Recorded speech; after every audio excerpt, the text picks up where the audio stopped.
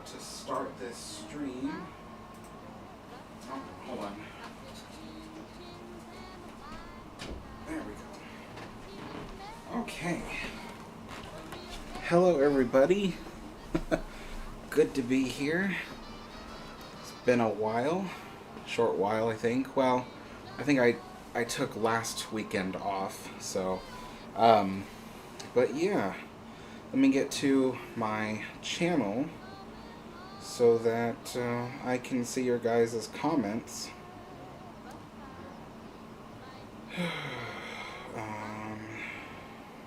This way. There we go. Alright, we got Kat, Mark, Moonzer, Ozzy, The Ship People, Five Caps Films, Dustin, and Lachlan, Ability to Page. Anybody else here? We got Ice Zone. Awesome. Good to have you all here. Okay, so I guess I'll start to brew this tea here. But yes, is everything functioning? Can everybody hear me okay? I just want to make sure that that audio is working fine. Well, actually, I can check my phone here. See if I'm... Yeah, it is. Okay. Alright, so I thought about today's topics that we might get into. One of them being what it was like to live in the various early generations of the 20th century.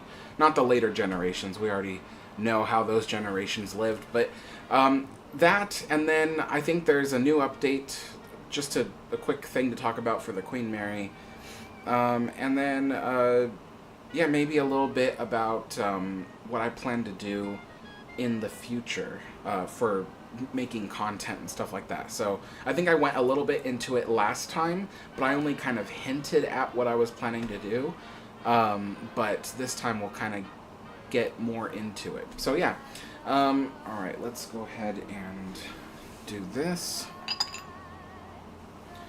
Got to pre-warm the teapot.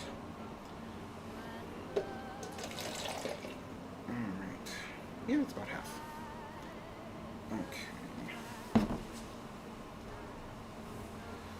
then we top that off with boiling water to bring up the temperature so we don't crack the china. Same thing here. Hello, Five Caps Films.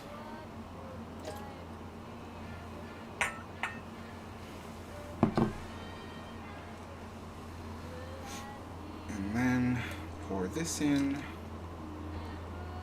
Now, somebody asked in a previous stream,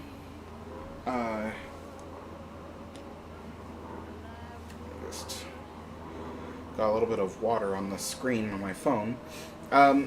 Somebody asked in a previous stream about the music on these tea times, and basically, so in the description of the video, I have a link to the YouTube channel where I got the music. It's from my friend Shiloh. His channel is Henry Hall Fan. And he had a playlist that was one video, but it was a whole bunch of music that was like Queen Mary themed. He just picked a bunch of music that he felt best fit the Queen Mary.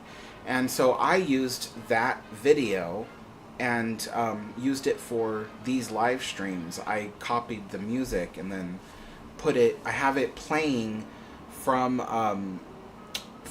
my software. So the live stream is not from a phone or something. It's actually live streaming from my video camera to my computer, which is on the other side of the room.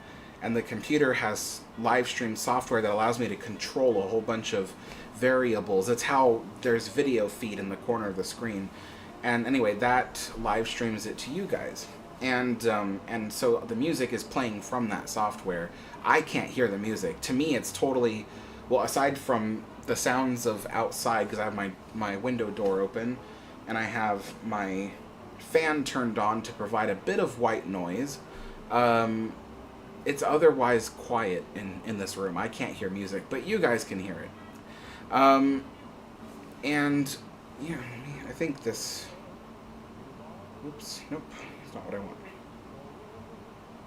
There we go. I had a feeling that was. Hello, Jamie. Hello, Jeffrey. Hello, awesome saucy sauce.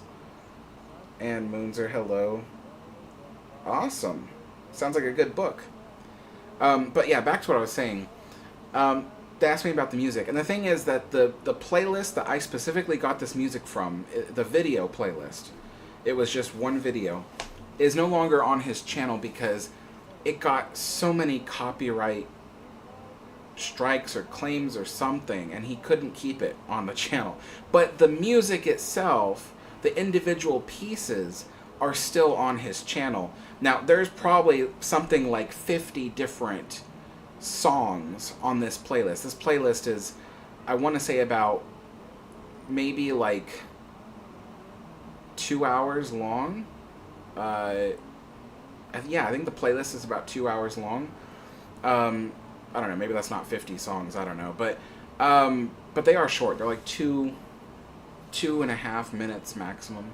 But anyway, all that music is on his YouTube channel, and the link to his channel is in the description below. It's just that I can't specifically give you the link to that video because it no longer exists. He had to take it down because of all the copyright issues with it. But the music pieces themselves are on his channel. They're just scattered. And his channel's all like, I mean, it's all like 1920s, 1930s, 1940s music. I think the latest stuff he has on there is from the 40s. But yeah, it's all like anywhere from 20s to 40s music. A lot of it is like foxtrots and, you know, and orchestra bands and stuff like that. A lot of fantastic music. So to answer people's questions about the music, that's where it comes from. That's how I play it, and stuff like that.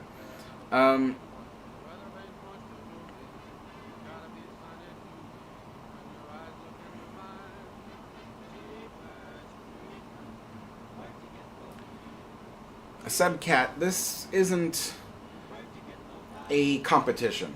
Obviously, everybody has their own taste in ocean liners and stuff like that. So it's actually not very nice to come, you know, here and like, you know, and take jabs at another ocean liner, particularly because the ocean liner is not like a person. It's just a thing. It's an object. It's a machine that mankind built.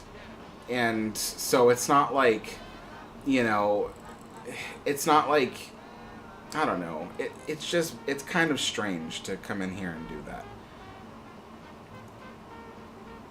So, you know, the other thing too is, yeah, like Kat said, there is a history to each liner. Queen Mary's history, you know, maybe she's not the prettiest ship. I know that the general public does not think the Queen Mary is the most beautiful ship. I do. It's my favorite ship. But, you know, like, I know the general public doesn't, and I accept that. I accept that my taste in things are different than other people's tastes in things, and I can respect that. I mean, people famously know that I do not like SS Normandy, but I can respect that people like SS Normandy. I know why people like SS Normandy, and I can respect how SS Normandy was designed and built. Like I said, if they ever built a replica, I'd go to see it. I wouldn't stay aboard it, but I'd go to see it. You know, so yeah, but, you know, that's one of the things on this channel that we value most is tolerance to what other people like and what other people dislike. But yeah, like what Kat was saying, you know, to take jabs at the Queen Mary because it's not the most beautiful liner discounts the whole history behind the Queen Mary, and what made her glorious in the first place wasn't necessarily just the beauty that people found in the Queen Mary, but the history that was built up, the fact that, you know, she was such a war hero, you know, in ways that even Queen Elizabeth could not do. So, but yeah. Let's go ahead and start brewing this tea. So I already heated up the teapot to the temperature that best suits it. Now, Moenzer says he likes ships all equally. Now, that I can't understand. Because, most people I've ever met have favorites of something. And, it's just like people who collect things. They have a favorite piece in their collection. I think I poured too much water in that. I have my favorites of things, I'm not really a car person, but there is a car that I know would be my favorite, one that I would want to have. And, so yeah, I don't think there's anything wrong with having a favorite ocean liner. It's actually pretty normal. Okay, so it's 118. This brews for exactly 4 minutes. So I'll come back at 122. Yeah.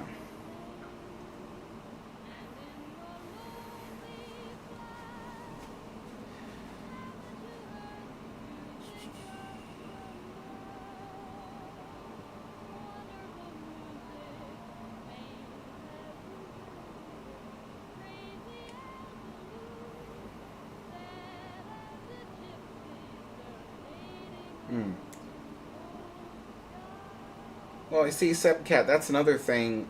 So Normandy's speed, her hull was not perfect. Normandy's hull was, by today's standards, far from perfect. It was better than most ships of its time, but people often claim that Normandy's bulbous bow was this huge, efficiency, energy saver kind of thing. It was not. The bulbous bow on Normandy was far too small to really have any effect on Normandy whatsoever.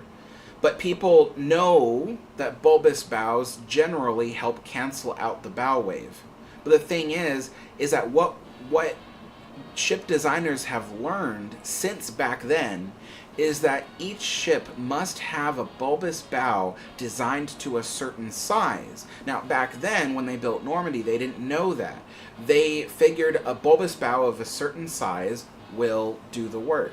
But in today's modern world, we know that you have to build a bulbous bow that is larger to accommodate the larger ship, or smaller to accommodate the smaller ship, and it must be built to a specific design according to that ship.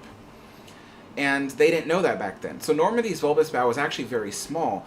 We don't really know if it was actually effective at all, especially because Normandy's bulbous bow was really not much larger than the bulbous bow on like Europa, for instance, or Bremen. It just really wouldn't have made much of a difference.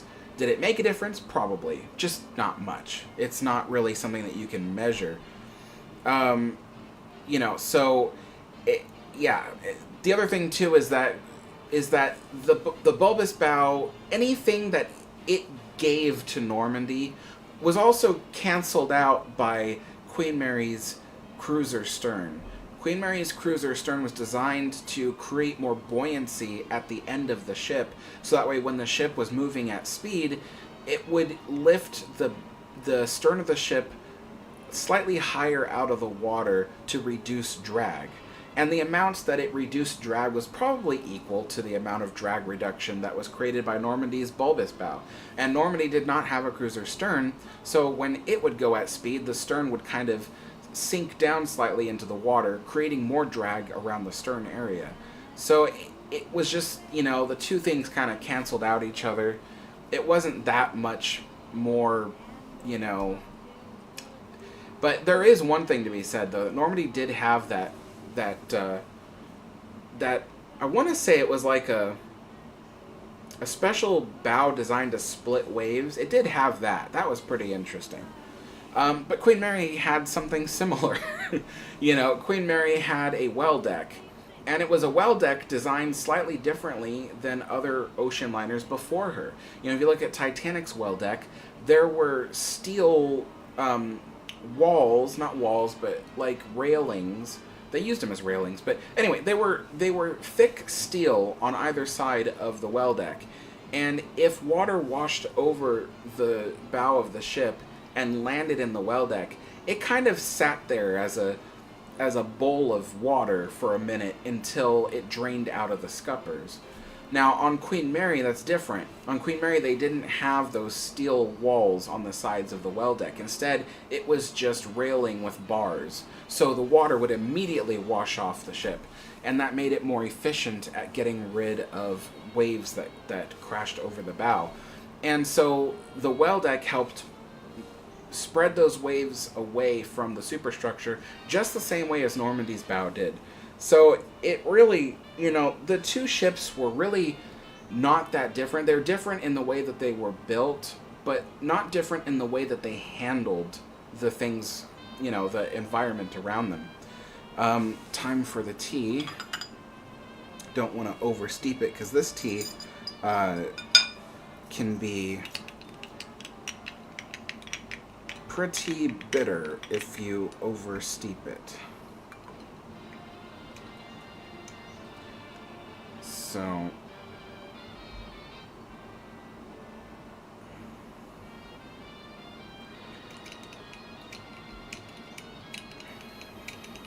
well, that's the other thing about the horsepower, said Kat, is that it's often said that Normandy produced 160,000 horsepower, and that is often associated with the maximum speed that, you know, she went 32 knots just about, a little bit less than Queen Mary, but not much when you compare the knot speed. But the thing about it is that she produced 160,000 at service speed. If she was going her maximum speed, you know, I've spoken, you know, to some friends. We kind of estimated that she probably produced about 180,000 horsepower when trying to go at maximum speed. So, yeah, maybe she was 20,000 horsepower less than Queen Mary when going at maximum speed, because both ships produced the same amount of horsepower at service speed. They produced about 160,000 at service speed. But yeah, Queen Mary had to produce 40,000 more horsepower to get to 32.84 knots, whereas Normandy had to only produce probably 20,000 more horsepower to get to that speed, which is good. It's good for a ship. There's no doubt about that. But we've often talked about the limitations. You know, Queen Mary was known during World War II to go faster than 32.84 knots. Now, my friend Steve says that he has seen information that says that Queen Mary could go during World War II past 38 knots. I have yet to find that same information, so I can't claim that what he says is true. But I have found enough information for me to believe that the ship probably went 34 knots during World War II. Now, the thing about Normandy is it couldn't do that, because Normandy was all, the systems that ran the propellers and all that was all electronic. They had limitations, and the limitations were really more in the circuitry and the cables and wires. The ship was not designed to go past a certain speed, and I believe that was around 33 knots. So yeah, I don't think that even in an emergency situation they could get Normandy much faster. But yeah. Yeah, I know Steve's in Philly right now.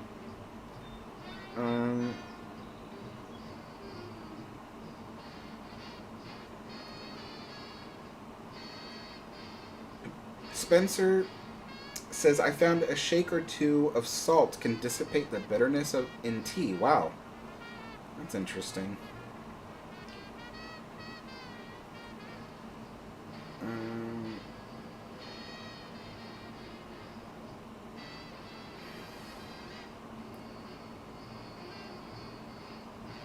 So yeah, I don't know. I just What was I? Oh, right. I gotta pour myself a cup of tea.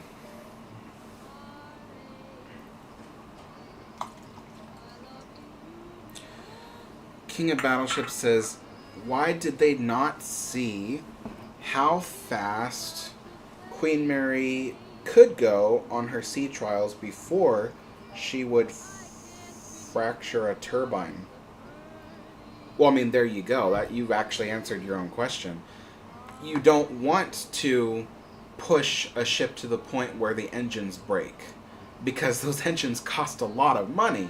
You break one and you got to pay for another. So they do not want to do that. That's exactly the opposite. They don't want to do that. They have an estimate of how fast the turbine can go before it fractures, and that's good enough for them. But, it's the same thing like, would you have someone build you a custom car and then you destroy it just to see what happens, and then you're going to pay for another custom car? It just doesn't make any sense, So, yeah, they would definitely not have done that. And I actually had someone asked me a similar question back when I was talking about the sea trials, because the Queen Mary used to pitch and roll pretty easily and pretty badly when things were bad enough. And there were a lot of people who saw my video about that, and they were like, well, how come they didn't just, wait till a storm came by and then tested the Queen Mary out during the storms? That way they could see how she performed. And it's like, well, you can't always, predict when a storm is going to happen. Today we're much better at it with our radars and Doppler and all that kind of stuff and satellites. Back then, they didn't have that. They didn't have ways of finding weather. There were people who were skilled at intuition, like they had a great intuition for weather, but they weren't 100% reliable either. So there was no way you could predict when a storm was gonna hit. And even then, you just built this brand new ship, you're not gonna put it through a storm, because anything that breaks, you have to pay for it. And so it would just cost money for seemingly no reason. So that's one of the reasons why they really didn't know how badly or to what extent Queen Mary would pitch and roll, because they simply just, it couldn't be predicted. There was a certain amount that they knew, so it's not like they were completely in the dark.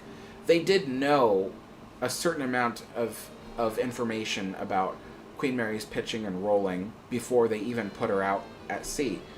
But even then, back then, they could only prove things with real-life scenarios. Today, we have computer models. Computers can simulate all kinds of weather conditions. Back then, they had, practical models. And practical models, the physics don't always scale up perfectly. So even with the physical models they had and tested during weather and stuff like that, they could get some basic information, but just not the same kind of issues that they could find in a real-life scenario.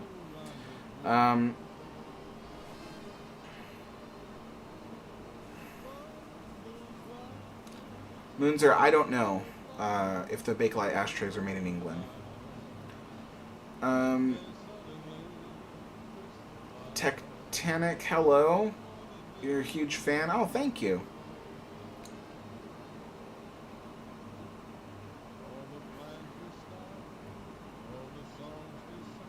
Yeah, SS United States was definitely hollowed out. And they had to do it because that, the SS United States is still to this day designated as a ship. And as such, it has to follow safety regulations, maritime safety regulations. I like just a little bit more sugar when I have Yorkshire Gold. It just helps to kind of...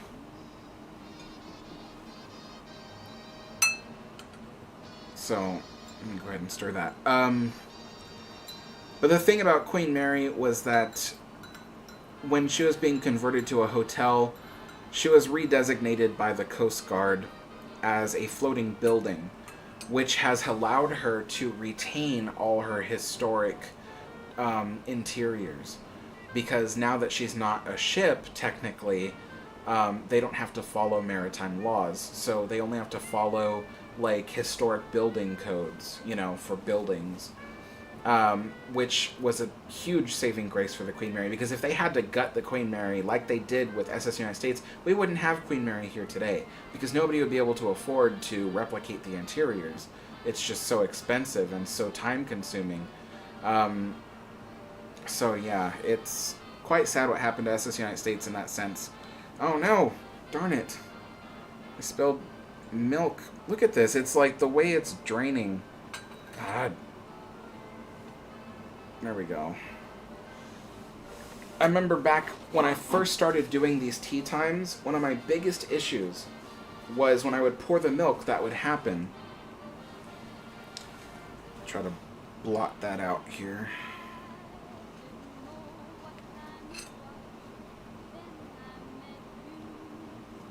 There we go. But that hasn't happened since the first time I started doing these tea times. I haven't spilled milk. It's so weird. There we go. I hear thunder outside.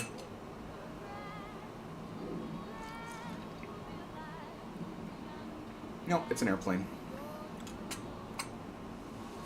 Ah, that's good. Good tea.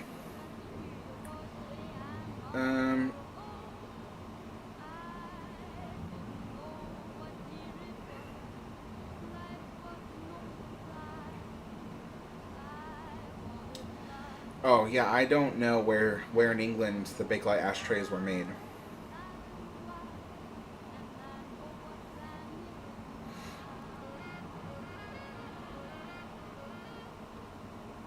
King of Battleships is referring to the rolling on the Queen Mary.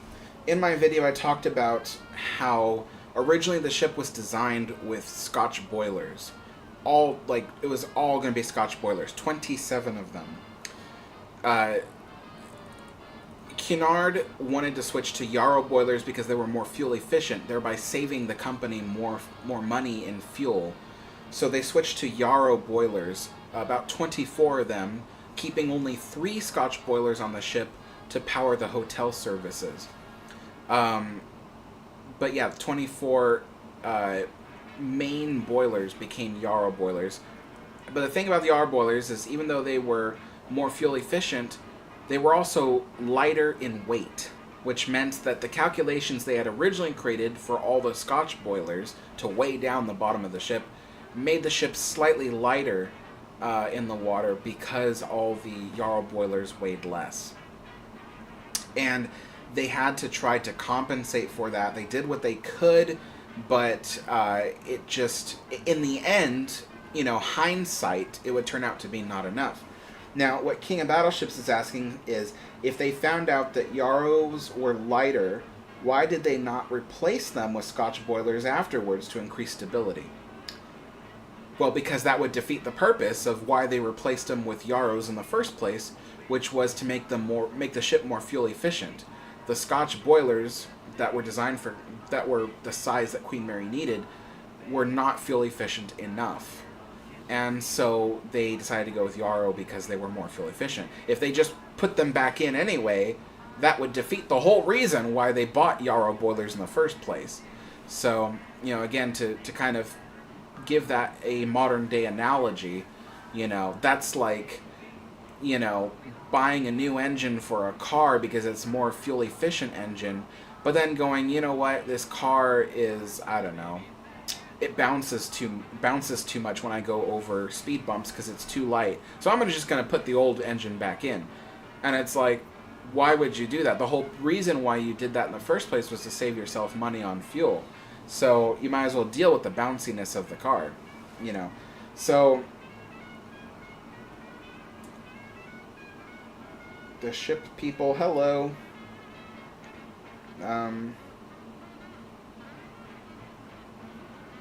Kat says, why didn't they classify it as a building, the SS United States? I don't know. It could have been for various reasons. I mean, I really don't know. It maybe they just had no plans in place for the ship. So they, like Queen Mary, they had plans in place. They knew exactly what they were going to do, and they were actively doing it. With SS United States, I don't think they were even working actively to make the ship a tourist attraction. I think they were just kind of sitting on it. And I think that's probably why things just kind of got out of hand, and time went, flew by, and before they knew it, they had to comply with the newest maritime laws, which was to gut it. So yeah, I don't know for sure, but that's what I'm guessing. Hey, Wild Smiley, how's it going?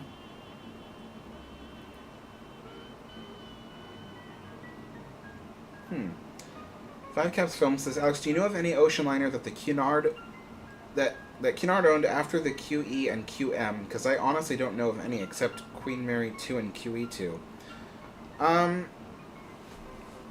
There were several ships that I believe, I don't know this for 100% because I'm not that into the modern history of Cunard, but I believe they owned several ships with the first name Princess. And that was in the early 2000s, and eventually they sold that part of the business away, and that became Princess Cruises. Maybe they sold it to, I think Princess Cruises is currently owned by Carnival. So I think they sold it to Carnival, and then eventually Cunard had to sell themselves to Carnival just to survive. But I couldn't tell you with all certainty because that's like very modern. It's like really modern day Cunard, and I'm not, I'm into history, so.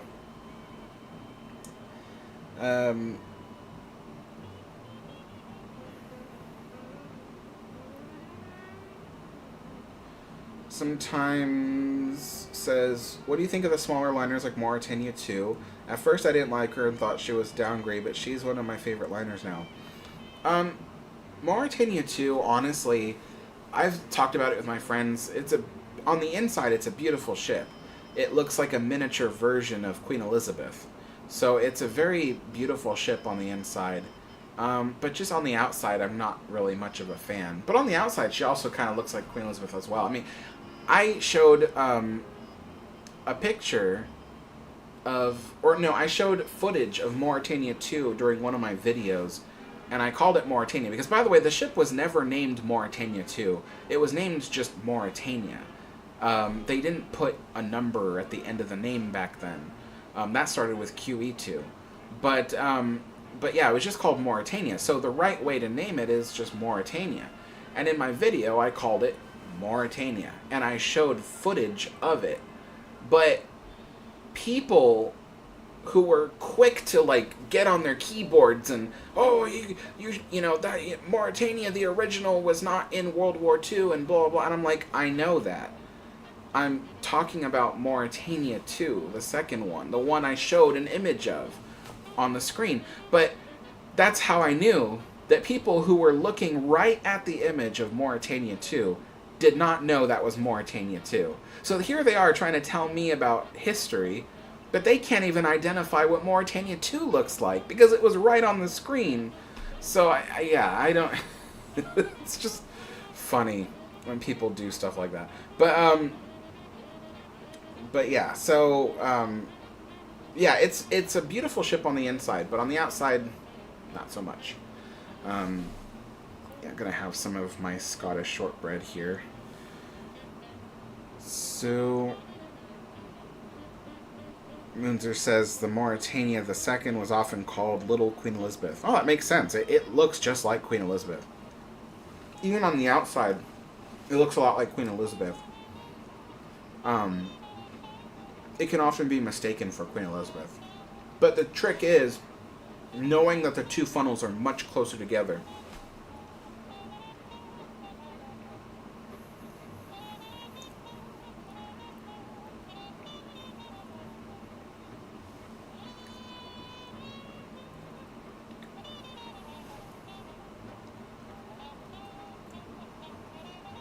Yeah.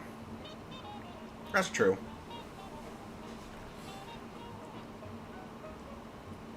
And people want me to do a video on Mauritania too, but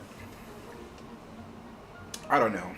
Whenever I produce videos about the not so famous ships, people just don't turn out to watch them. So it just makes me not want to do them, because it's a lot of work to make these videos, like weeks worth of work. And yeah, those kind of videos don't pay the bills. So I have to find stuff that everybody will want to watch. Now, to get into the topics for today. Wow, we're already like 43 minutes into the live stream. Jeez. People in the past, the early 20th century people. I was reading an article before I got on the live stream. I had extra time to spare. At least I thought at that time. I was obviously late for the live stream, but I had extra time, so I started reading this article, and it was a very biased article. Unfortunately, it was about how,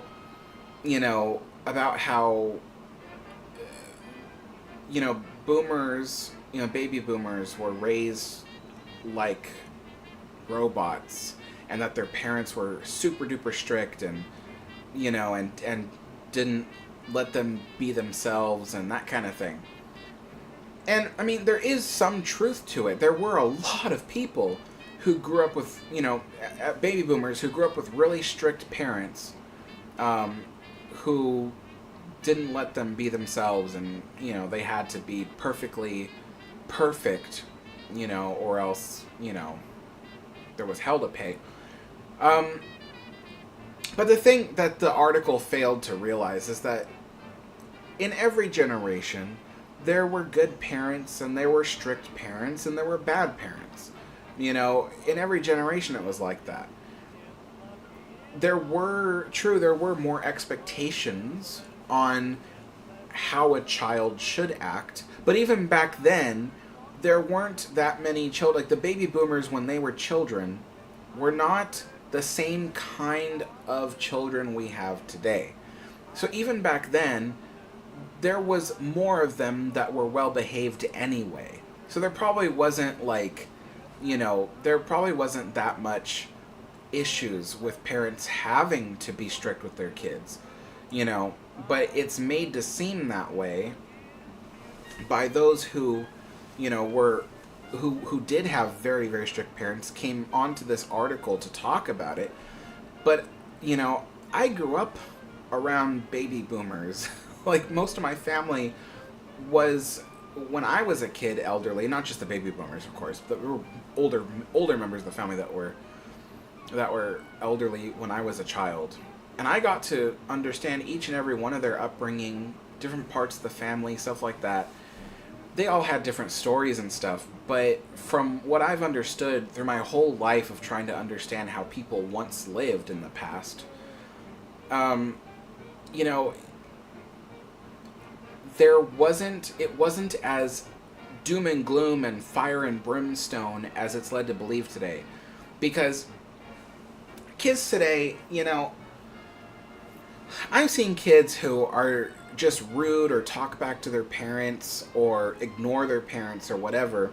And today, when a kid acts like that, you're more likely to see a parent just wave it off and go, whatever, He'll snap out of it later today, and, he'll be in a better mood. But back when I was a kid, and even before my generation, we weren't allowed to act like that. My parents were really good at making sure that my sister and I were always courteous. We never talked back. We never, we were never rude to our parents. And I don't think my dad did anything wrong in that sense. My sister and I today, when we go around, we're out, and we see the way kids are today. Not little kids, obviously toddlers are different, but like older kids, preteens, and all that kind of stuff, like, they have it pretty lenient when it comes to how they treat people.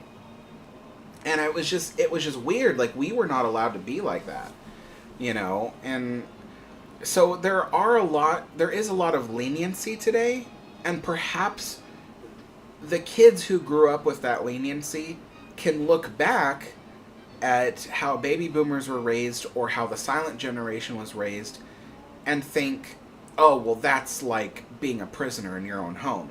I can see how they think that. But it wasn't always that way. It wasn't like that.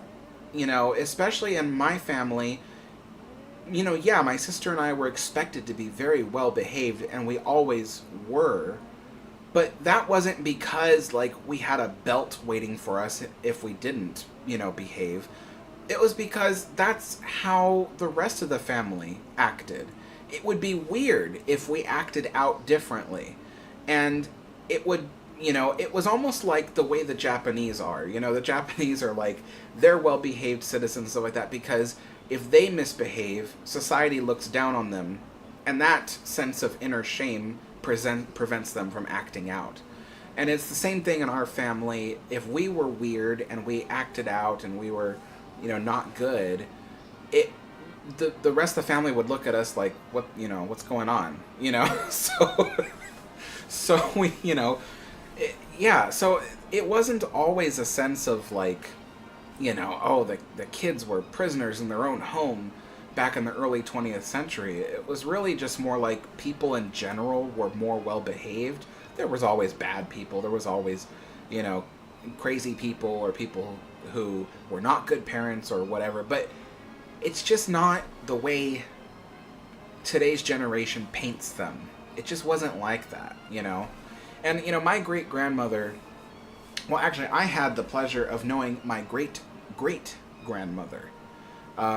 She was really old when I was a child, but I got to, like, hear her stories and understand what her life was like, and, you know, and that was on my mother's side of the family. I had my great-grandmother on my father's side of the family who was born in 1915, you know, and I got to hear what her life was like growing up. And she had what seemed like a very good life. She liked her parents, you know, she got to do everything she wanted to do, but that didn't mean that she went out and partied and stuff. Like, my great-grandmother was always, ever since she was a child, a very obedient Christian woman. When she wanted to party, she went out and played the saxophone at church. That was her way of partying. You know, so it was like, you know, it was just different. It was just so different back then, you know. And of course I'm talking about when she, you know, went to church and stuff when she was a child. That was probably the 1920s, you know, 1930s. Yeah, it would have been actually early 1930s during the Great Depression. So, you know, it was just a different world back then. So it's not always right to take how we live today and overlay it onto what things were like back then. Because, yeah, then everything looks like everybody was living in a prison, you know? So,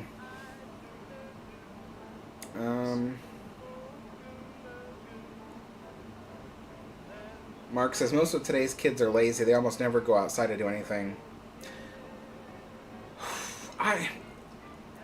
There's two sides of that story. Yeah, you could see it as, well, kids today are really lazy. They don't want to go out and do anything. But on the other side of the story, we've gotten rid of all the places to hang out.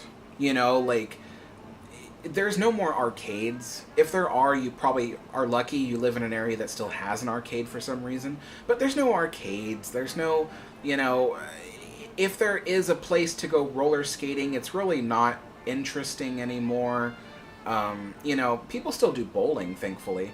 But, you know, I've noticed people who do bowling, there's usually families that go bowling together. You never see, like, a bunch of kids around doing bowling. It's just, it's not the same kind of thing anymore. And I remember when I was a teenager, I was still interested in going out all the time. I was almost never at home. I always went out with my friends and we did stuff.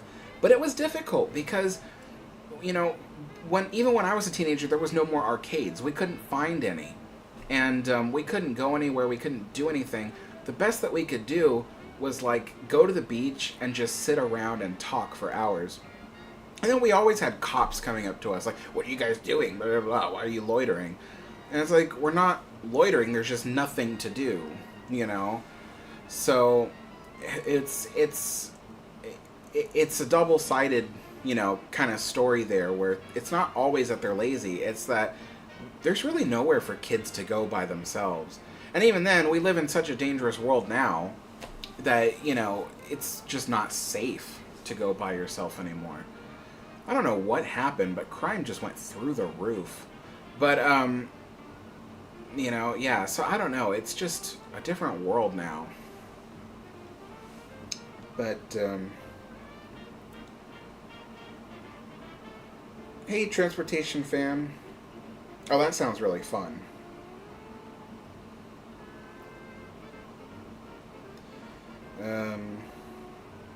Just reading through comments to see if I missed anything.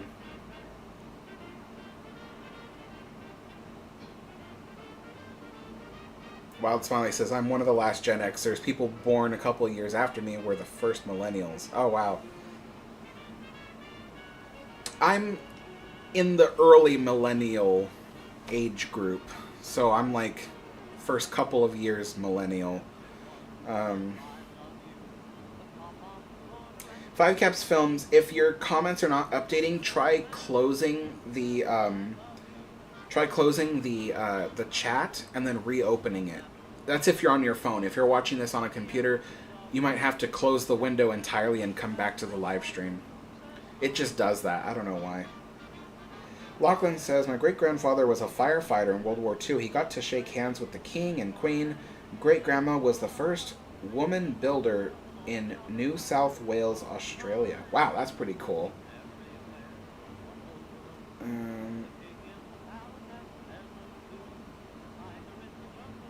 Isone says, if QE sailed as the Seawise University now, assuming if she met the SOLAS regulations of 1997 and 2010, would you have sailed on her?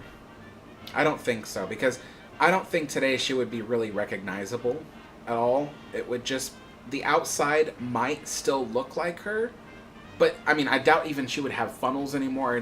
I think she would look completely different. Would not be the same ship, so I don't think I would, no.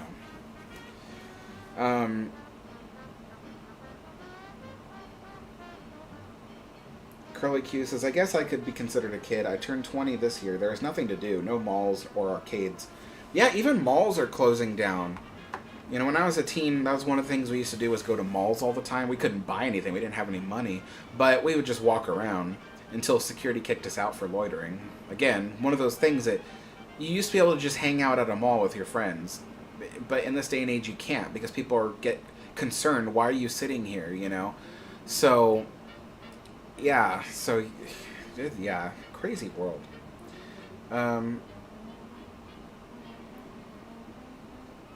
Sometimes says, oh, also question, do you enjoy a lot of oldies from the 1900s, 1930s? Since I noticed your Henry Hall record and wondered if you listened to any other artists like Russ Morgan, Jack Hilton, Tommy Dorsey. I am still very new to that scene, but I do enjoy listening to mainly foxtrots. I really like those. Not slow foxtrots either. For some reason, I can't stand slow foxtrots, but I like foxtrots. And so my friend Shiloh, he kind of got me interested in the old music. So he would kind of pick out things for me. Since I'm not good at even modern music anyway. Like, I listen to what other people listen to. I rarely find things for my own because I'm just not good at finding music.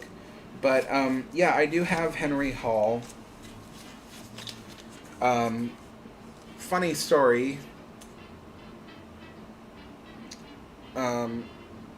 No, I don't want to tell that story. I had to rethink it. I'm like, mm-mm. So anyway, yes, I do like Henry Hall. And, let me see. Who else do I have here? Well, I bought this one not knowing what it was going to be like. Tammy Bryce, or is it Franny? Franny Bryce and Helen Morgan. I didn't enjoy this one too much. but I bought it not knowing what it was going to be like, and I didn't enjoy it, but I'm not going to throw it out, obviously. I'm going to keep it until I find somebody who might want it. But, what else do I have here? I have Sterling Young. This was pretty good. Sterling Young. I do remember liking this. I haven't played it in a long time, probably since I bought it, actually, because I haven't had the time.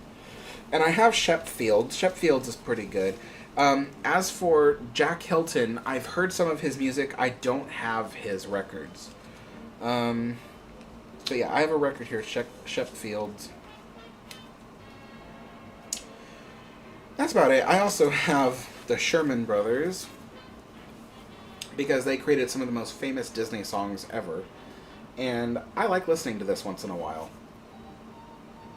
I mean, call me like a child at heart, but I listen to stuff like Winnie the Pooh, Fortuosity from The Happiest Millionaire. And I really like the song from The Jungle Book, I Want to Be Like You. Yeah, so that's on here. I like listening to that. And crazy enough, before I ever became interested in old music, I'm very much interested in modern music. My favorite band of all time, is My Chemical Romance. And I bought the records because I have a record player now.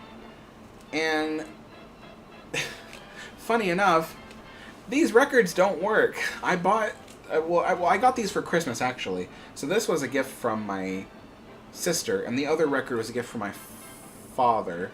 And the funny thing is that these don't work. I've played them. They don't work. I got so mad. But there's nothing I can do about it.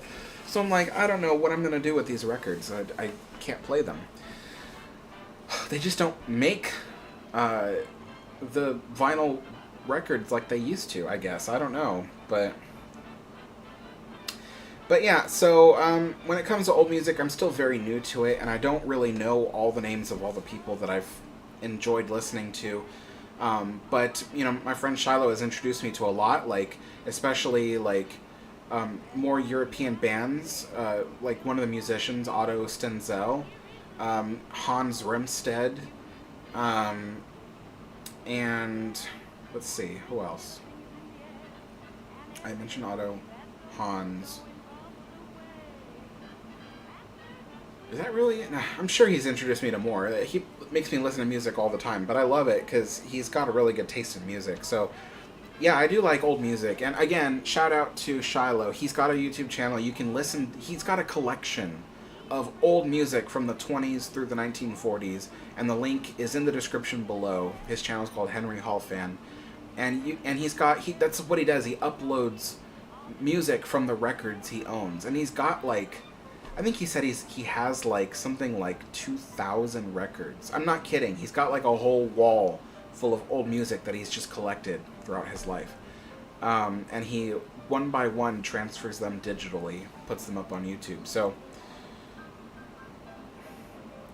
Henlo says, why is MCR your favorite? Because their lyrics and their music really speaks to me. I really like everything about the band, what they've done, and, you know, there was a saying in my generation, MCR saved your life, and in my case, that was very much true. When I was a teenager, that band really saved my life. So, you know, that was something I'll never forget, and the music is also really good. I just really like the way the music sounds. Every song is different, you know, and they're always trying new things. They always try new things with music. They don't try to keep on with the same music all the time. And it's funny, they get classified all the time as an emo band, but they're not an emo band. Emo bands sound very different from My Chemical Romance, but because they made the song The Black Parade and it was loved by everybody, it was just classified as an emo song.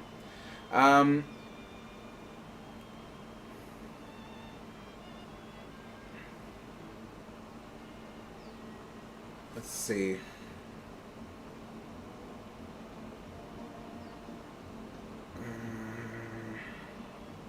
Okay, I've read that before.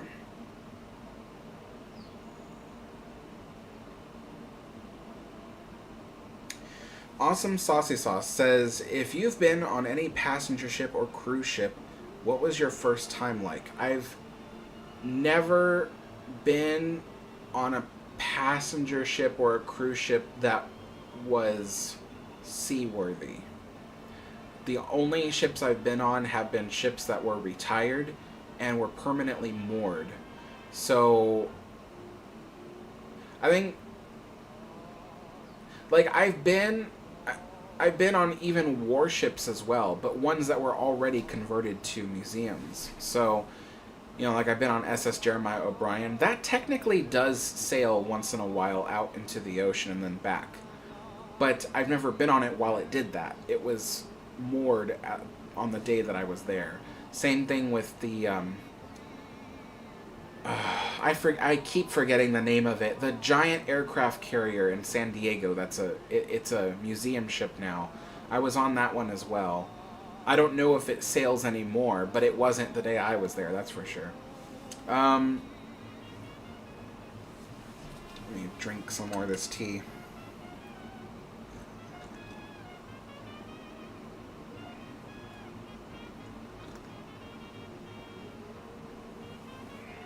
Oh, wow. Sometimes says, do you know about the works of the caretaker then? I've never heard of him. And that sounds kind of creepy. Like, listening to your description of it. Sounds a bit creepy.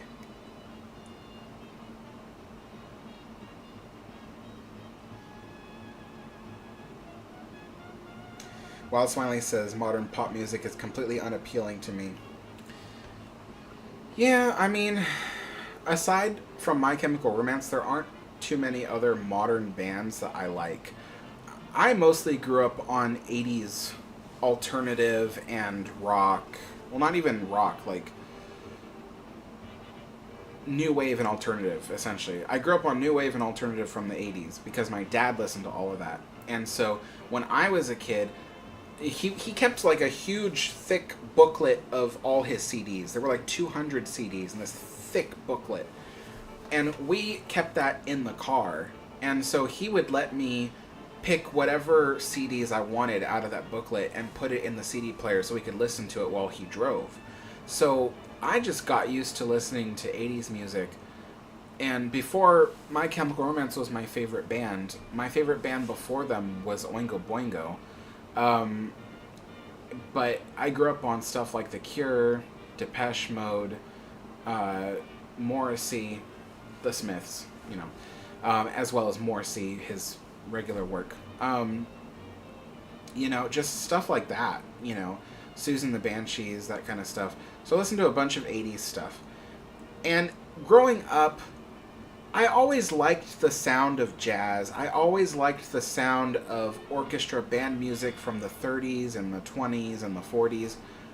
But I had nobody to guide me through that music because no one in my family listened to that stuff. So I had no one to guide me through it. And I just never listened to that stuff on my own.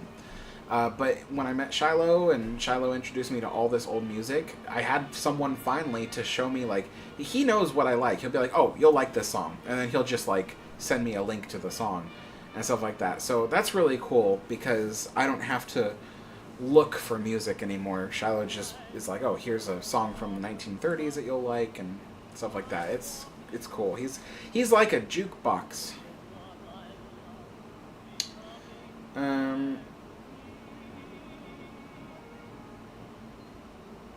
Oh, Shiloh's here in the chat. He says, Alex, one band leader I remember you liked was Erhard. I can't pronounce that last name. He's great. Sadly, he passed as a casualty of war in 1945. Oh, wow.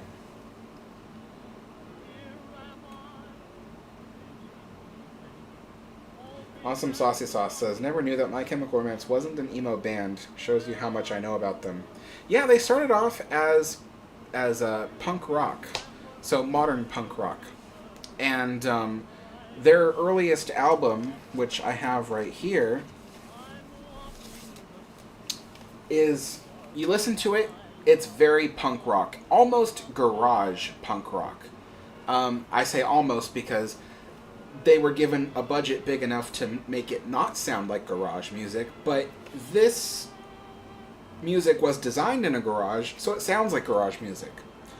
And then, as they became more famous, they just started creating their own sound, something outside of garage music, and that's how you got famous songs like I'm Not Okay, which was very much a punk rock song. And then you got things like, one of my favorite songs of theirs is Helena, which is a really sad song dedicated to his grandmother. But they had amazing rock music, and they made Welcome to the Black Parade, which is very much a rock album. But once again, because of Gerard Way's, that's the lead singer, his theatricality, he would dress up and stuff, and people just associated, face makeup and stuff like that with being emo, and a lot of emo people did listen to that music, so they just assimilated it into their own stuff. But you listen to emo bands, and it sounds nothing like My Chemical Romance. And you listen to the lyrics of emo bands, and it's all very, like, self-deprecating, self-doubt, very, like, the world is terrible kind of music. But My Chemical Romance's music is very, like, rise up, fight back, stand up for yourself, here's how you will survive kind of music. And it just sounds very different from emo music. And so they just get labeled that all the time. Even Gerard Way doesn't like it. He's like, we're not an emo band. He's like, we're nothing like emo. But they get classified that as all the time. So, yeah. Alex White says USS Hornet. No, someone said Midway, but Midway, I could swear, is one of the ones that's sunken in Hawaii. Maybe it was Midway, I don't know. It was a big aircraft carrier out in San Diego that I was on. And it's a museum ship now. It's the only aircraft carrier museum ship that's there. So...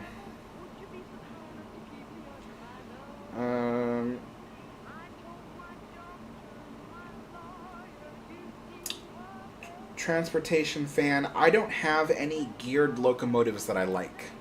Not a single one.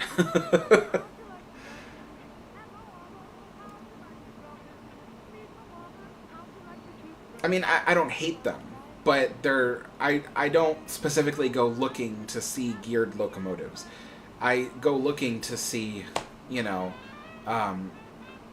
just, non-geared locomotives.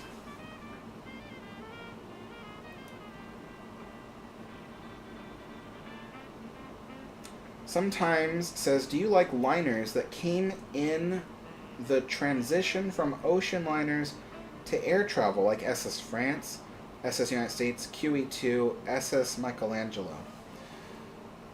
I'm barely interested in QE2. And the reason why is because it's not... The interior design, for instance, is not my favorite. It's a very space age design, which is great. I like the space age design more than I like modern design. But even then, it's not my favorite. I like the warm colors, the natural materials, the stuff you'd find on Queen Mary or older ships. So QE2, I do think, is borderline for me, what I would consider beautiful. But the thing I admire most about QE2 was the fact that it was used as a troop ship in the Falklands War. So that's probably the one thing about QE2 I really like. Now, Queen Mary 2, that is a ship I can't explain why I like it so much, because I do. I like it a lot. I can't explain it. Maybe it's because it looks Art Deco. It's got the aesthetic of the wood paneled interiors. It's got the aesthetic of the Art Deco design. Maybe that's why I like it so much. Is even though it's very modern, it looks Art Deco, and I think that's why I like it so much. So, yeah, I would say I like the Queen Mary 2 more than the QE2, But QE2 is very borderline for me. But other than that, no. There's no other, post-World War II ships that I like, unfortunately. They just don't appeal to me. Yeah.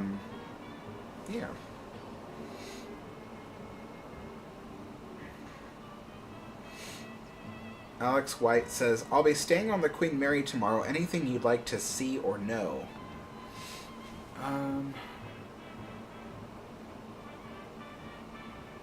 I don't think so, because I don't think right now anything is going on the ship that, in terms of maintenance or engineering. But I was going to talk about a topic today, which was just a brief thing. Yesterday, they posted, the Queen Mary Facebook page, posted that they're going to start doing, like, they're going to host a traveling show. It's called the Edgar Allan Poe Speak Easy. And basically, it's like, it's drinks and a show. So you get like all kinds of they're creative looking cocktails and stuff like that. And then they do like a little stage show and act out some Edgar Allan Poe stuff, which I think is actually pretty cool because Edgar Allan Poe is one of my favorite writers. Not my most favorite writer, but one of my favorite writers. I have all his work, all his collections. I have a bookshelf on the other side of the room, looking at it right now. His entire collection. They're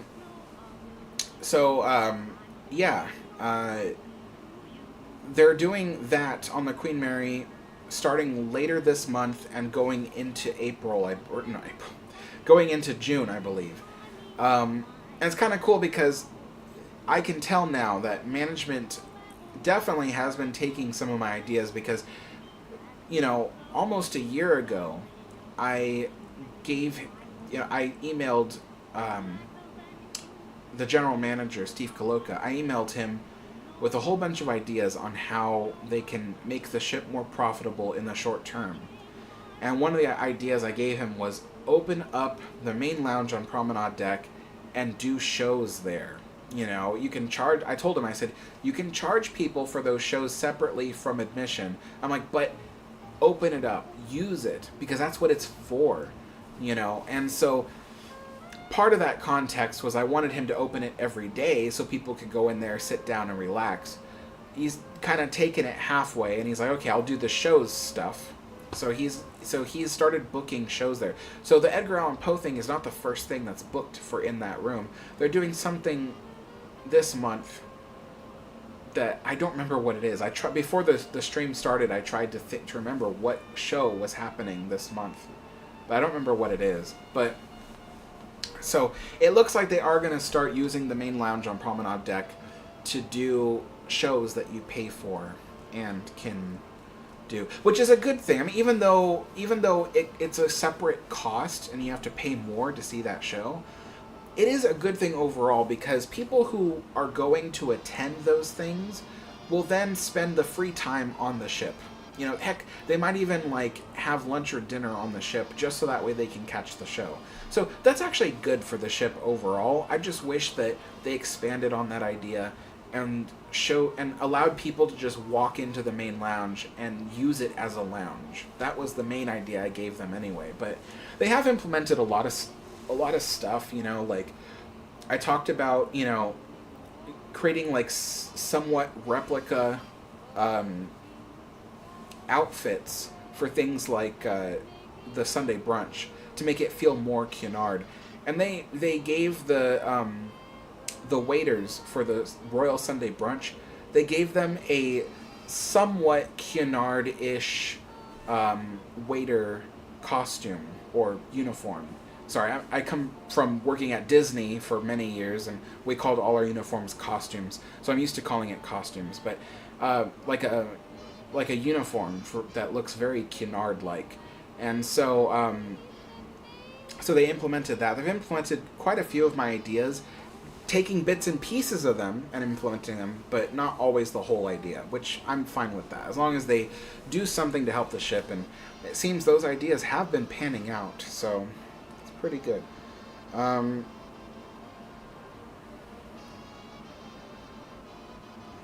Sometimes says, are you a fan of David Bowie? I have favorite David Bowie songs, But like I like this. I hope I remember the names of the songs correctly. I'm very bad with names, but I like the song "Changes."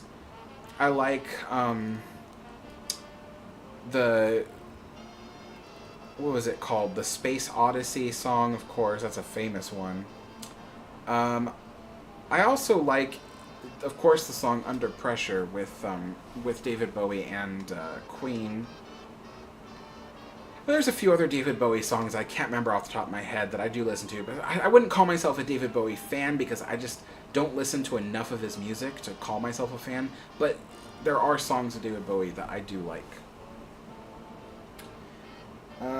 Someone asked me earlier if I've heard of the Beatles. I'm like, who hasn't heard of the Beatles? But no, I do not like Beatles music at all. I'm sorry, you guys. I do not like Beatles music. But yeah.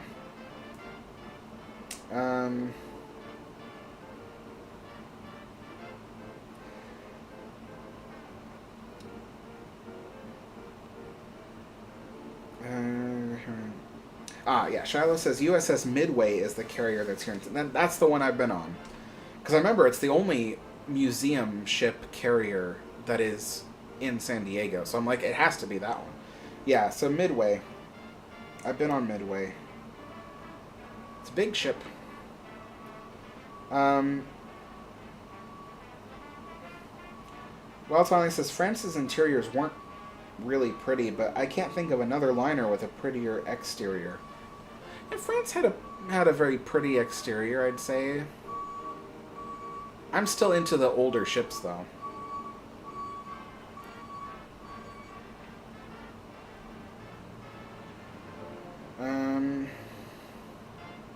Curly Q. Yeah, I know all about this. Well, I know of the Flying Scotsman. I guess I don't know all about it, but I know of the Flying Scotsman. Seen plenty of videos. It's pretty cool. You know, when I go to the UK on my trip, I really wanted to ride the Flying Scotsman, but I looked at where it goes, and it's so far out in the middle of nowhere. I can't get there. You know, like, I would have had to take, like, a 2-hour bus ride. Because there's a bus that takes you to the station that it stops at, and you can take the train. And the train is, like, I think, a couple hours long.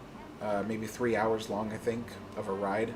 But even then, yeah, it's so far away from where I'll be. I mean, I'll be in Edinburgh, but I just don't see me and Chris being able to go all the way out there and do a whole day trip for the Flying Scotsman. And we might even be in the UK during winter, because we don't want to go during summer, and we don't know if we'll be able to go during spring or fall due to the expense.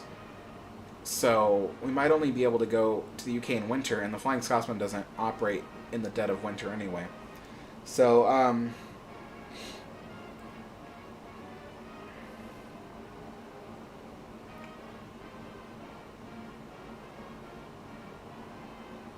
Jeffrey Charles says, will you be able to visit the Queen Mary this year? No, I don't think so. And the reason why, Jeffrey, actually I wanted to get into this conversation, because I think I mentioned it last time I was on a live stream, but I want to make sure that everybody knows what's going on. So, basically, and I do think it's important, because I want to be transparent with everybody, but I was recently facing some really difficult financial issues. This YouTube channel is my job. This is what I do now. I used to be a chef, but after the pandemic forced me to close my restaurant, I no longer could do that, and I instead switched to doing videos on YouTube, because I already had a channel that was running. And this channel, I've turned it into its own little business, you know, like, I've been able to make ad revenue off of these videos, and it's not always a perfect science. You know, some videos become super popular for reasons I have no idea why. And then other videos that I think will be really popular just aren't. And it's not always a bad thing, it just means that I've got to stay on my toes and I have to try to produce stuff that I think people will like. But it seemed that all of the latter end of last year and all the way up till now in this year, so this has been about at least 8 months, I've produced flop after flop of videos. People just were not watching them. And it was very bad financially. So I hadn't been able to save anything in that time towards the UK trip. And the UK trip is going to cost like $8,000. And of course, I never intended, because I do have a GoFundMe open for people who just want to donate to the channel. These are people who donate anyway. So I tell them, if you're going to donate money anyway, just put it towards that so it can go towards the trip. And so I never ask people to donate. I don't tell people, oh, please donate. I don't do that. It's if you want to give the channel money for any reason whatsoever, because some people just like doing that, then they can do that there, so that way I can go on the trip. But the intention was never to get people to fully pay for the UK trip. Always it was my intention to pay for the majority of the entire trip myself. But like I said, for the last 8 months to almost a year, I've had nothing but terrible issues with this channel, trying to get people interested in videos. And so saving up for the UK trip was extremely slow. And it was already slow to begin with. I think I've been talking about this UK trip for almost 2.5 years now. And so I'm like, I still want to do it. I have no plans to stop, but I have to shake some sense into myself, or I had to shake some sense into myself. Because I told myself, I'm like, at this rate, with how long it's taking, it'll take too long. I need to produce videos now that will be very popular. And in order to produce popular videos, I have to go to locations to film them. I've tried doing the thing where I get footage from somebody else and then I make videos out of it. I still do. Right now, my friend Chris, he's got footage of, what was it? I can't remember. Oh, the Titanic Hotel in Belfast. He went there on his own, with his family. And he went to the Titanic Hotel. He went to see the SS Nomadic, which is right outside the hotel. He filmed a bunch of that stuff, and I'm having him give me that footage so that way I can make videos about it. And I plan to do that next, actually. But you see, that's the problem, is if it wasn't for him taking footage of that, there isn't enough images and footage out there for me to make a video about it. And a good example of what happened with that is, if you saw my recent video about the wall around New Orleans, that video was mostly pictures. And that's boring for viewers. They like to see motion. They like to see footage. And I can make videos more exciting, more interesting if I have footage. So that's why I need to travel to film stuff, because I've tried making videos with only photos and it just doesn't work that well. It's just not exciting enough. And then of course there's certain places where I just simply can't make a video out of it. You know,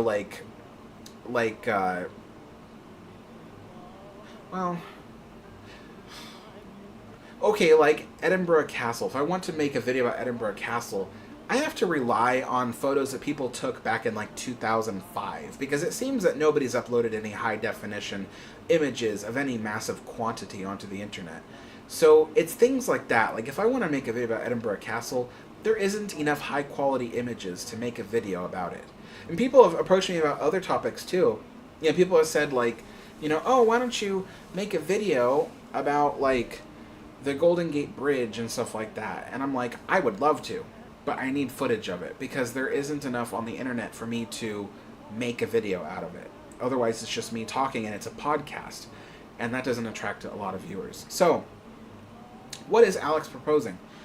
Well, I bit off a bit more than I could chew with the UK trip because I can't save up fast enough to go on that trip to save the YouTube channel, ironically. But I have talked in the past about a trip to New Orleans because I want to film more historic places, and New Orleans is full of historic places. I can make videos out of it, I can make travel vlogs, I can make all kinds of stuff out of those videos. I can make walkthrough videos, all kinds of stuff with all that footage. And so a trip to New Orleans is, I think, less than a quarter of the cost. Like, this is a full week in New Orleans is less than a quarter of the cost of going to the UK. Because I think the UK trip was, we totaled it more recently to about $9,000. We might be able to bring it down to $8,000 because we plan to only go one way on the Queen Mary 2, whereas in the past we were planning to go two ways on the Queen Mary 2, which would have cost more. But yeah, so still, a whole week in New Orleans cost less than a quarter of the amount of cost it would have taken to go to the UK. So what I want to do is I want to go to New Orleans first and try to do that this winter. So maybe winter of 2024, or maybe spilling over into winter of 2025, the beginning, January. Not February, because it's going to be so busy and the prices will be out of this world. But yeah, so the plan is to do that in order to film a bunch of stuff that I can make a ton of content out of. And like I said, if I can film stuff, it provides motion to the video, so people will be more interested in sticking around and watching the video. As well as travel vlogs and stuff. People always love travel vlogs. And so I can use the money that generates as a springboard to save up for the UK trip. Because what will happen is, after I make all those New Orleans videos, it will just boost the channel, like, just quickly. There will be a huge amount of new subscribers, new viewers, and lots of ad revenue, and it'll allow me to save up really fast for the UK trip, and do the UK trip probably in late 2025, which is good, because then Notre Dame will be open, because it won't be open this year, unless it's like really, really late this year.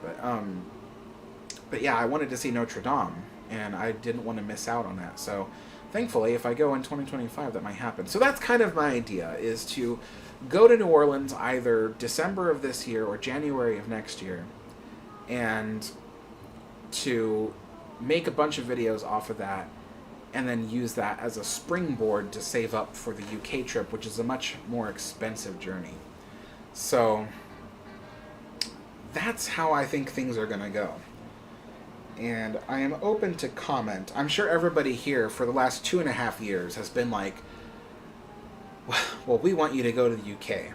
And I do too. That's the first trip I wanted to make. But it's looking to be impossible to save up for that trip. So I need to do something now that will help me to save up for that. Otherwise, we're going to have to keep waiting years and years and years. And that's not good for any of us.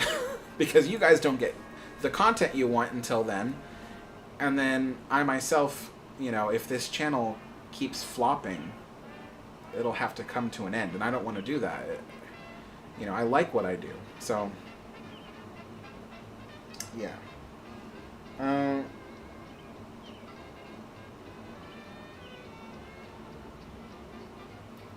Let's see here.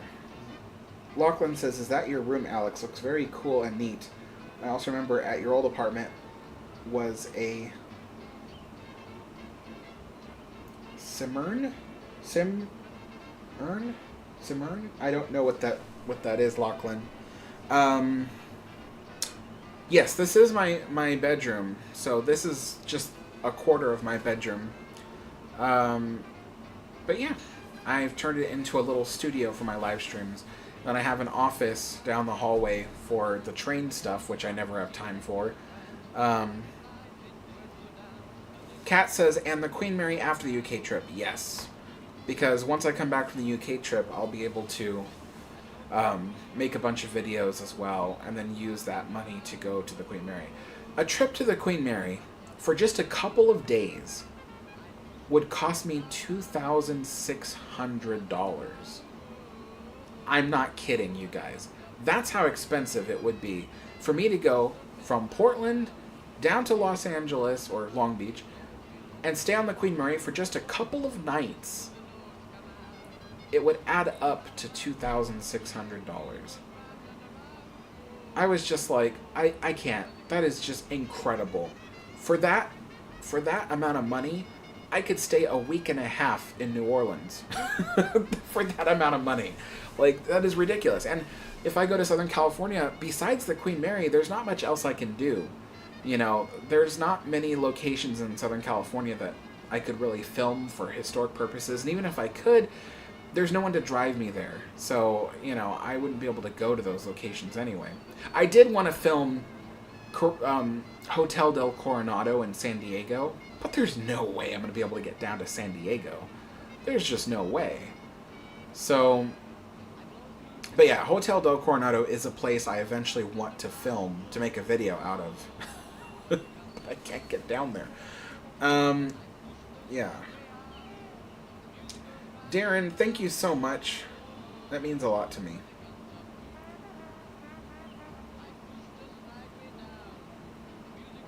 Five Caps Films. Oh, I plan to film a lot of footage. We call that B-roll. It's where there's extra stuff. It's stuff that you can use.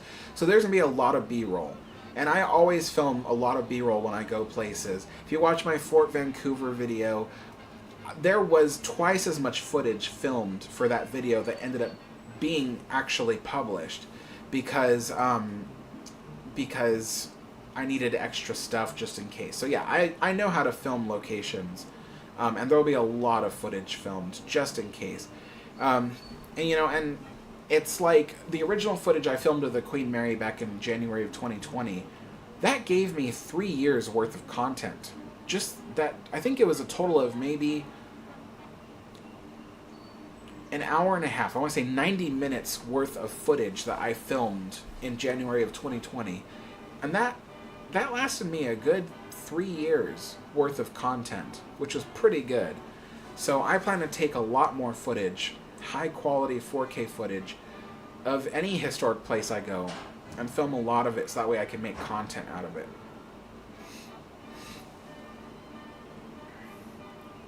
First Last says, take Amtrak from PDX to San Diego. That is a 40-hour trip. 40 hours. And it's not a safe journey either. The trip on Amtrak is not safe. There could be people that could mug me. There could be people who, you know, all kinds of stuff. It's not safe.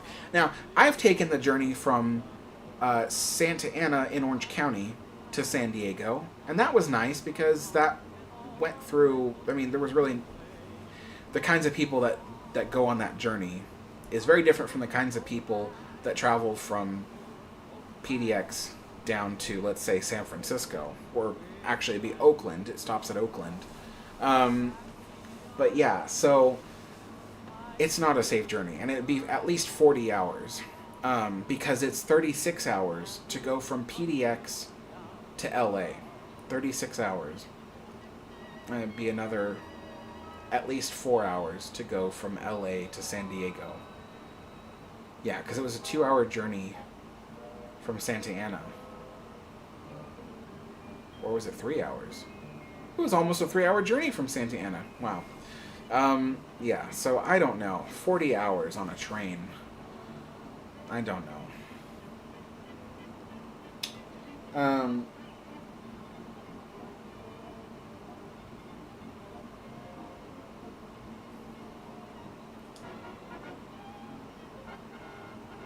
But even then, it wouldn't really lower the costs of the journey that much. The main cost of the trip to, like, to the Queen Mary is really staying at the Queen Mary. That's the biggest cost.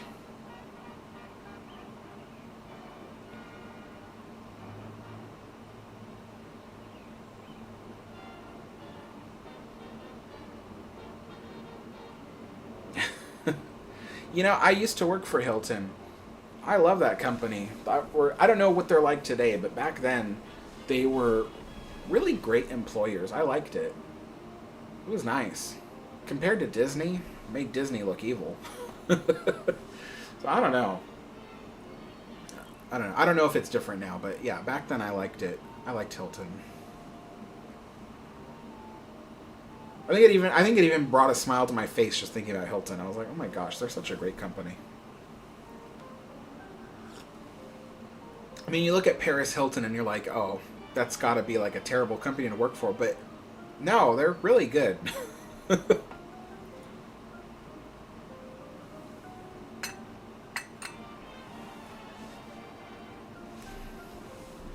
right, let's add more of this tea. It's still lukewarm. Probably very bitter by now, but... Oh wow, it's already 2:30. Jeez, the time went by so fast.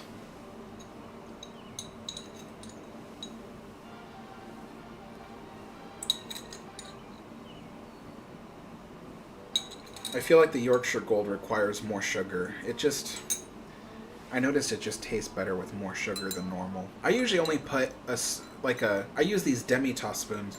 I put usually a spoon and a half in any other tea. But with this one, I have to put like 2.5.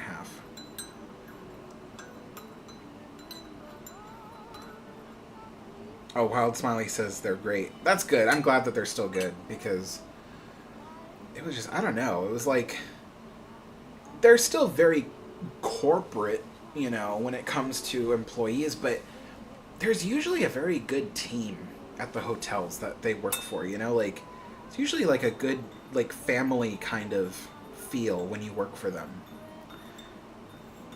And they provide you with, like, free food and stuff. It's, like, really crazy. It was like, Disney was not like that. Well, it used to be. Back in 2009, Disney used to be like that. Then they stopped, because they stopped caring about people.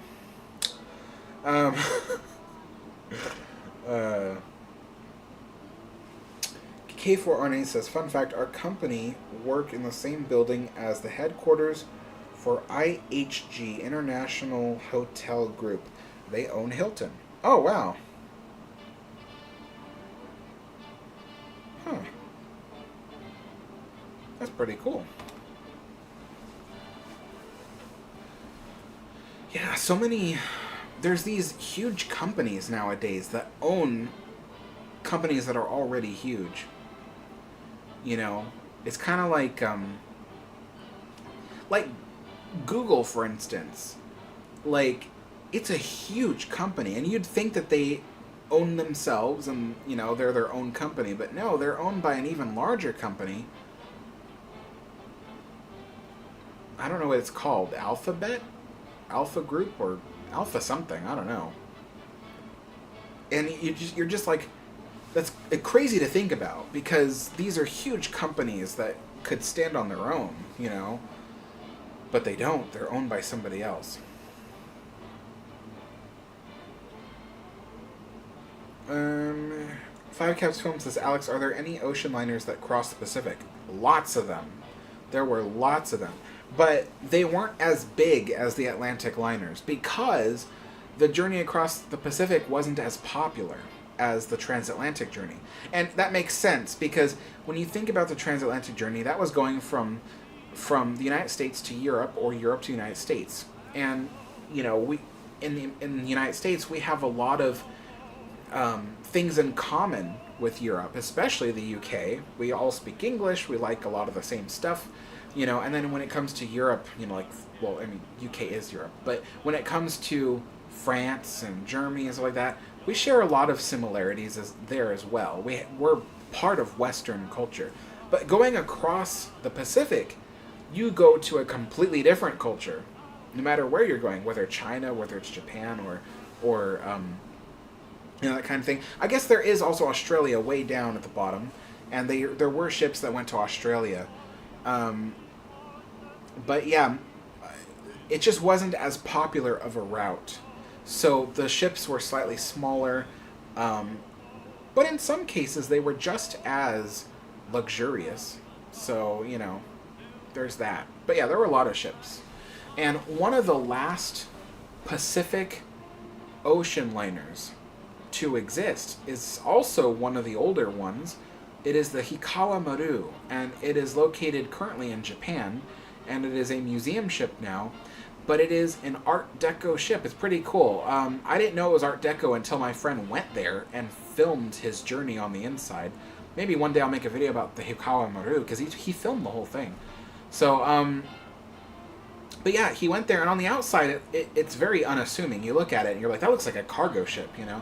And it was. It carried a lot of cargo as well. But when you go inside and look at the passenger accommodations, it's very Art Deco. It looks really cool. But the Hikawa Maru was built in, like, I want to say 1920? Something like that. It was built during the transition from Edwardian interior architectural style to Art Deco. So it's got this weird combination. The style of the inside of Hikawa Maru looks like if you were to take, I don't know, certain designs from Titanic and then combined it with certain designs from, like, Queen Mary and put them together, and it looks almost like this weird combination of Edwardian and Art Deco styles. It's really cool. So, yeah. Alphabet Incorporated, yeah, that's it. First Last says, if you could change anything about the Queen Mary, what would it be? Oh, I would change a lot of things. But one of them would be to reconstruct some of the boiler and turbo generator rooms. Maybe just one of each at least.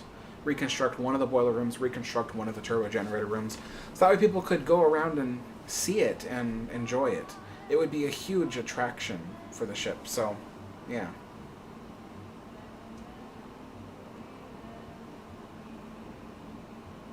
Oh, wow. Wild Smiley, you went to New York City. That's cool.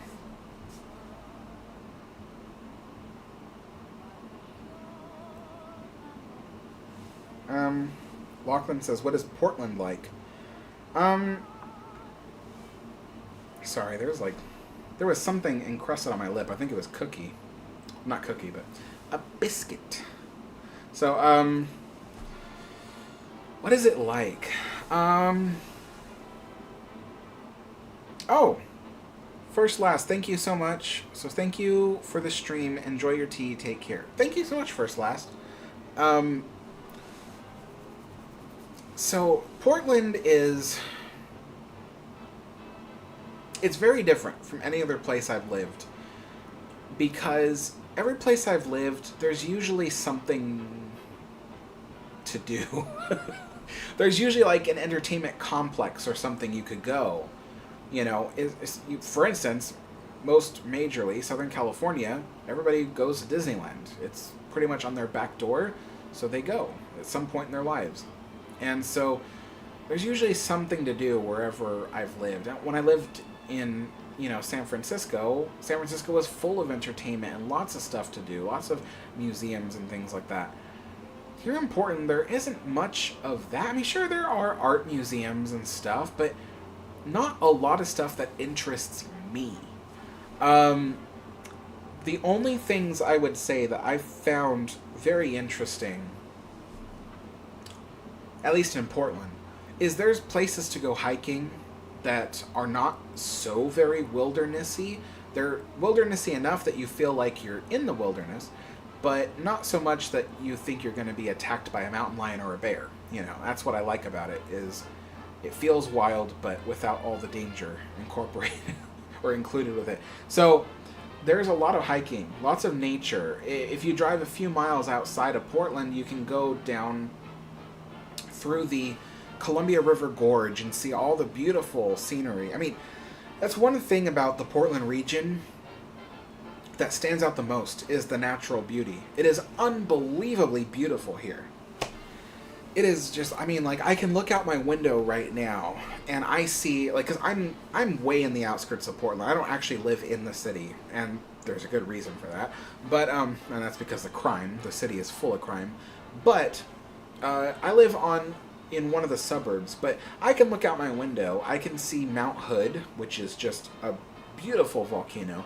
And then all around us are hills and hills and hills covered with forests and trees and stuff like that. It's just beautiful. And right now, because it's a cloudy day, you get these wispy bits of fog in between the hills and stuff like that. It's beautiful. I mean, if you guys have ever seen the movie Twilight, and they always show like the scenery with like the mist and the fog and the trees, that's what it looks like. It looks like that, and it's beautiful. It's absolutely beautiful.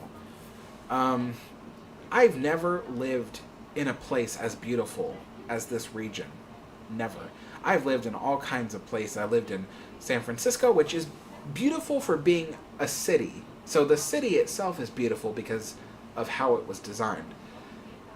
You know, I lived in Southern California, which I don't think is beautiful at all. I don't find anything beautiful about it. I'm sorry. I know there's a lot of people out there who are like, oh, I love Southern California, but I don't find Southern California beautiful in any bit whatsoever. I've lived in Alabama.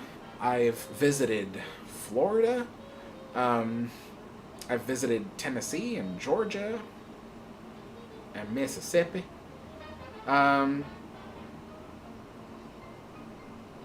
I've never... Oh, I've visited Arizona, New Mexico, Utah. Utah is actually pretty... There's a lot of beautiful places there, but I wouldn't want to live there.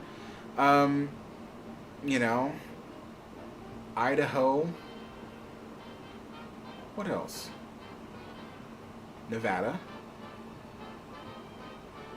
Anyway, I've lived and visited a lot of places, but none more beautiful than where I live now. I consider it a blessing. The fact that I can look out my window and see such natural beauty outside my window is unbelievable. I love it.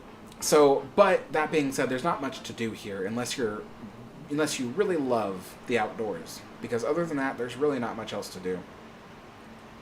But there is a lot of food here. You go to Portland, you can get a lot of various types of food. I've only ever found one Mexican restaurant that I felt was actually authentic. Oddly enough, one thing that they don't do good here is Mexican food. It's very Americanized, to put it nicely. A lot of the Mexican food here is super Americanized, and it doesn't taste at all authentic. But our family found one place out of the 4 years we lived here that does authentic Mexican, and it's really good. So, but yeah, otherwise everything else is amazing. Some of the best restaurants I've ever been to have been up here in the Portland region. So I love it. That being said, sometimes I wonder if I would like living near Seattle more. Not in Seattle, because again, I'm not a big fan of huge cities. But I like living on the suburbs, the outer edges of a big city. You get a little bit of that wilderness, but still, you know, part of the general area. So, Wild Smiley says New York City is the best. Oh wow, and you like Portland more than Seattle? Really?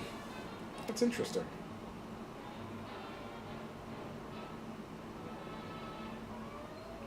Yeah, first last says PDX. We call it, the Portland area. We call it PDX because I think that's what we call the airport here, PDX. Or unless the airport was named after I don't know. Anyway, yeah, it's very unique. It's green and Seattle-esque, but not as modern. I would agree exactly with that. It's very Seattle-esque, but not as modern. Seattle feels very modern. I've been to Seattle a couple of times since I've lived here. Like when I lived in Southern California, I was only able to visit Seattle once. That was in like 2002, and I was a little kid. I was 10, and Seattle was just beautiful, even back then. But since I've lived in the Portland area, I've been to Seattle a few times, since now it's only a 3-hour drive away, or less even, sometimes. But I like Seattle a lot. It's really pretty. I mean, it's weird. Online, people are like, oh, Seattle's so full of homeless people and blah, blah, blah. And I'm like, I don't know. Maybe it's because I live in the Portland area, but I feel like Portland has a lot more homeless people than Seattle does. I mean, when I was able to walk the streets of Seattle without being bothered by anybody. Here in Portland, I've tried walking the streets of downtown Portland, and it was like being harassed around every corner. Hit the wall. It was like being harassed around every corner. So I think Seattle it feels like it has less homeless people than Portland does. And I don't have a problem with homeless people. It's when they're crazy and they try to harass you and bother you and make threats and stuff like that. That's when it gets a bit scary. So, but yeah. But one of the places I like a lot here in Portland is the Japanese Garden. It's one of the most beautiful Japanese gardens. I think actually it is the most beautiful Japanese garden I've ever seen, and I've visited quite a few of them. So, I love the Portland Japanese Garden. Absolutely beautiful. Just, I'm like picturing it in my head. I'm like, oh wow, it's I want to go back actually. It's really beautiful. Wild Smiley says, visit Colorado, Alex. We'd love to have you. You know what I really want to do? So I want to visit Colorado for two things. One is the Durango and Silverton Railroad. I really want to see that. And then the second reason I want to visit Colorado, the Stanley Hotel. Now, I'm not like, I don't want to go there because, oh, the ghosts and blah, blah. I want to go because it looks like a really cool hotel. You know, like, it just looks really cool. I want to know all the history. I want to make a video about it. You know, so yeah, Stanley Hotel and Durango and Silverton. Those are the two biggest reasons why I want to see Colorado. So,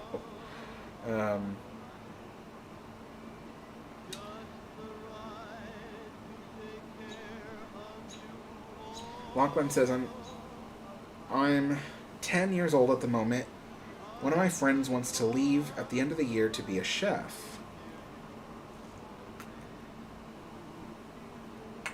I want to open a milk bar, a vintage, either Art Deco or 1950s bar vibe. Interesting. A milk bar. Do you think that people would actually go to that? I wonder, because it's such an old concept, you know? It was popular back then, that's for sure. But I wonder how it would be received today.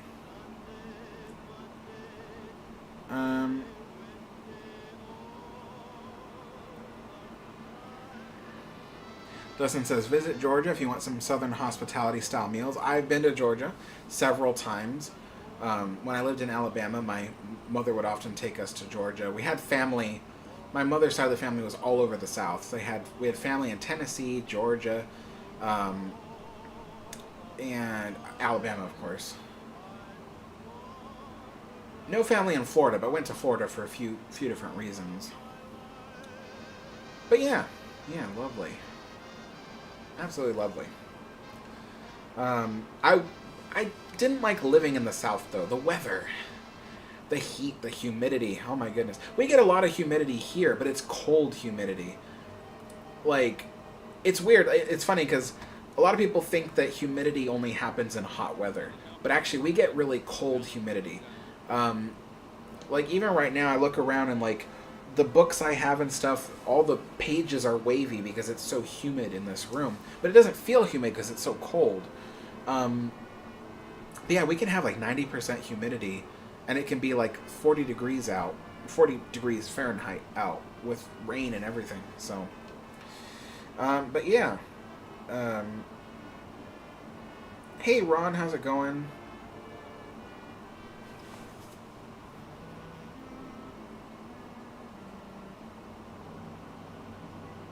Oh, wow. Katoomba, Australia. Interesting. Pacific, how's it going? Hello, Alex. Been a long time since I watched one of these streams. Hope you've been doing well. I have. I've been doing pretty well. So, okay. So, I talked about what I plan to do in the near future, which is to go to New Orleans first in order to use that trip as a springboard for my UK trip. So that way I can go to the UK in a year and a half, as opposed to probably 3 years from now.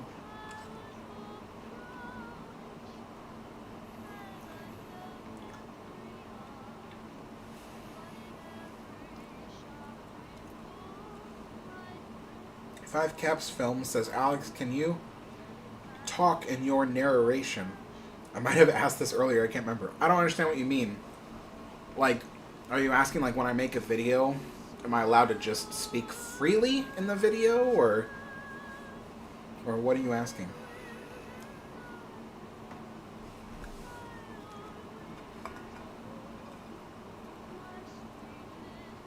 Um...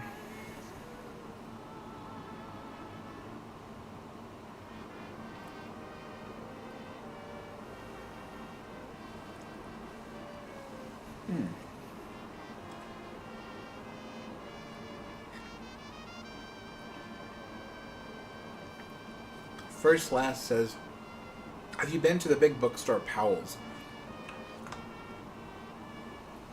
I tried, and it was closed when I went. So, I have a feeling I'll go again, but I know that there's a few things I want to try to look for when I go there. See if I can find stuff and buy stuff. There's definitely a lot of books I want to buy. I love books. So yeah, but I did try to go. I tried to go twice to Powell's Books, and both times they were closed. I tried once during the pandemic. They were closed during the pandemic, which didn't surprise me. And then closer to the end of the pandemic, I went again, and they were closed that day for whatever reason. So maybe third time's the charm. Five Cats Film says narration voice. The RMS Queen Mary, an ocean liner of dreams and of ambition. It's funny because people who watch my video, they go, did your voice change? I'm like, no, I'm just voice acting. Although my normal talking voice today is a lot deeper than it was 5 years ago. Just, I guess, all the narration I've done over the years, my voice has just deepened. So, yeah.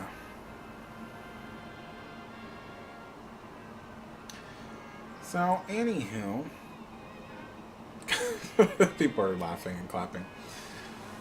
That's pretty funny. I remember there was a third topic I wanted to talk about today, but I don't remember what it was. See, I talked about feature of the channel, Queen Mary update.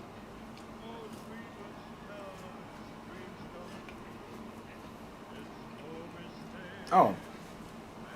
Oh no, that was the Queen Mary update. Okay. Oh, and I talked about... Oh, and I talked about what it was like for people to grow up in the early 20th century. So I did all the topics. Never mind. No, I did all the topics. So, yeah, this is just extra time, I guess. But I think I will end the live stream soon because everything is kind of slowing down now. So...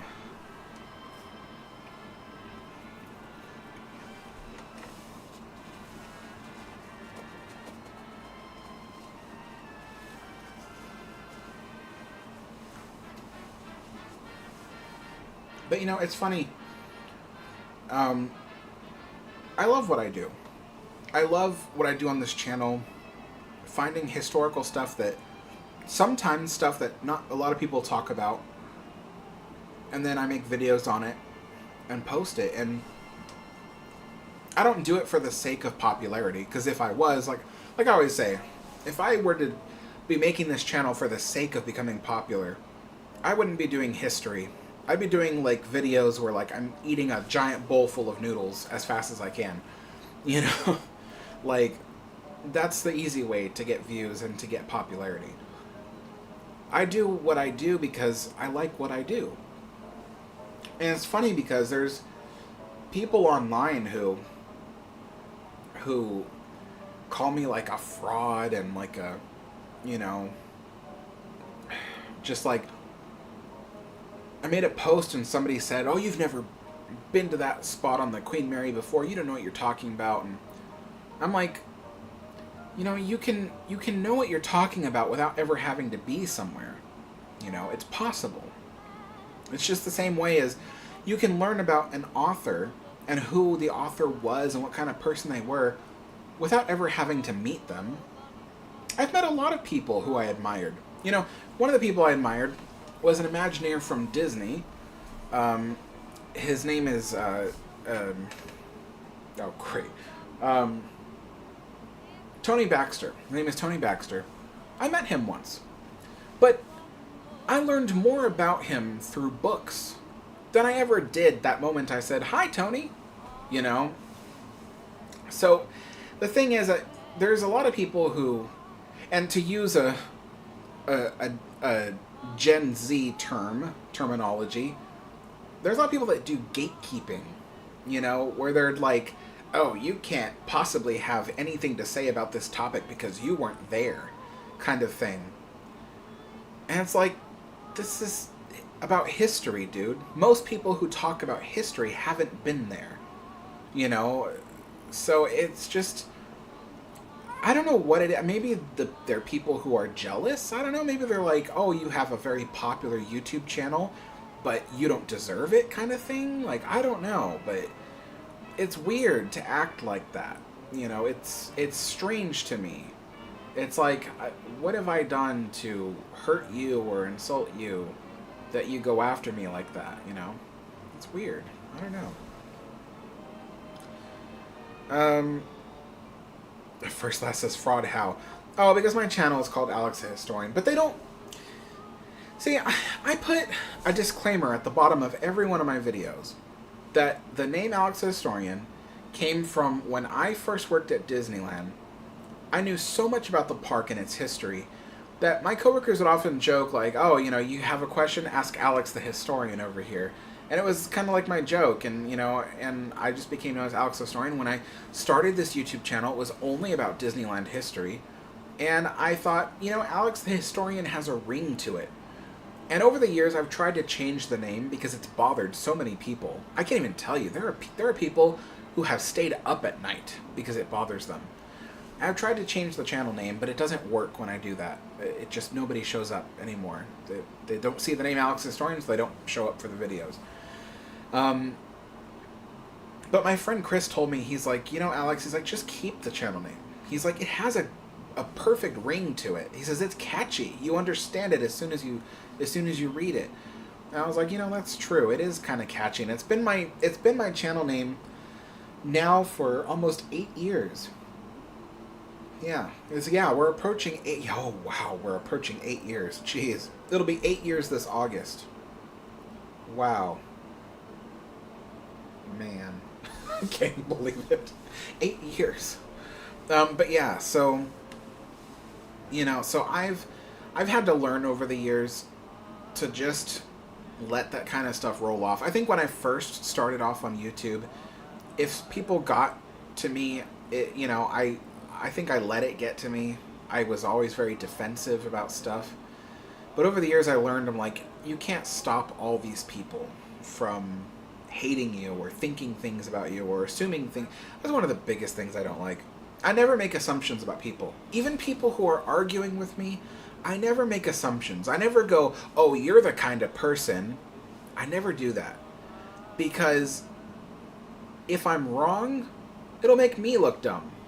So I try never to assume anything about a person, even if it's a person I don't like. But there's a lot of people that do that to me. They go, "Oh, you're the kind of guy that blah, blah, blah, blah, blah." And I'm like, you couldn't be further from the truth about who I am. I'm honestly the same person off camera as I am the person on camera. You know, is there any difference I can think of off camera? I think maybe off camera, at certain times, I curse a bit more. But even then, I find it more fun to make up curses. You know? So instead of saying the F word, I'll say Fuddruckers, which is a famous restaurant that used to be, you know, more well-known on the west coast of the United States. So I'll say Fuddruckers, or something like that. It's just more fun. So I don't know. I don't even curse that much either. So, I don't know. I'm really the same person. You know, I think my friends can attest to that too. I'm the same exact person. You know, and I believe in being genuine. I believe in having integrity and trying not to swindle people in any kind of way. I mean, that's one of the reasons why I don't do promotions on this channel. I don't do like, oh, try this product, like, because it's not genuine, and most of the products that approach me anyway and ask me to do sponsorship for them and whatever, I never use those products anyway. So why would I want to advertise to you guys something that I would never use myself? So that's one of the things is like, I try to maintain integrity. I try to maintain, good ethics, and I try to be myself as much as I can be. And then of course, I don't make assumptions about anybody I talk to, because in the end, it'll just make me look foolish to make assumptions about other people, even if I don't like them. So yeah,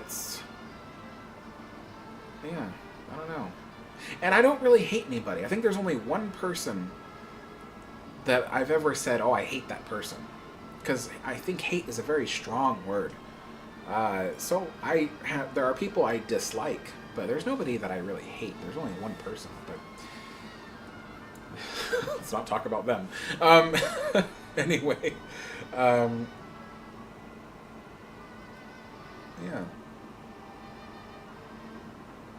Pacific says Fuddruckers as a curse word sounds amazing to me.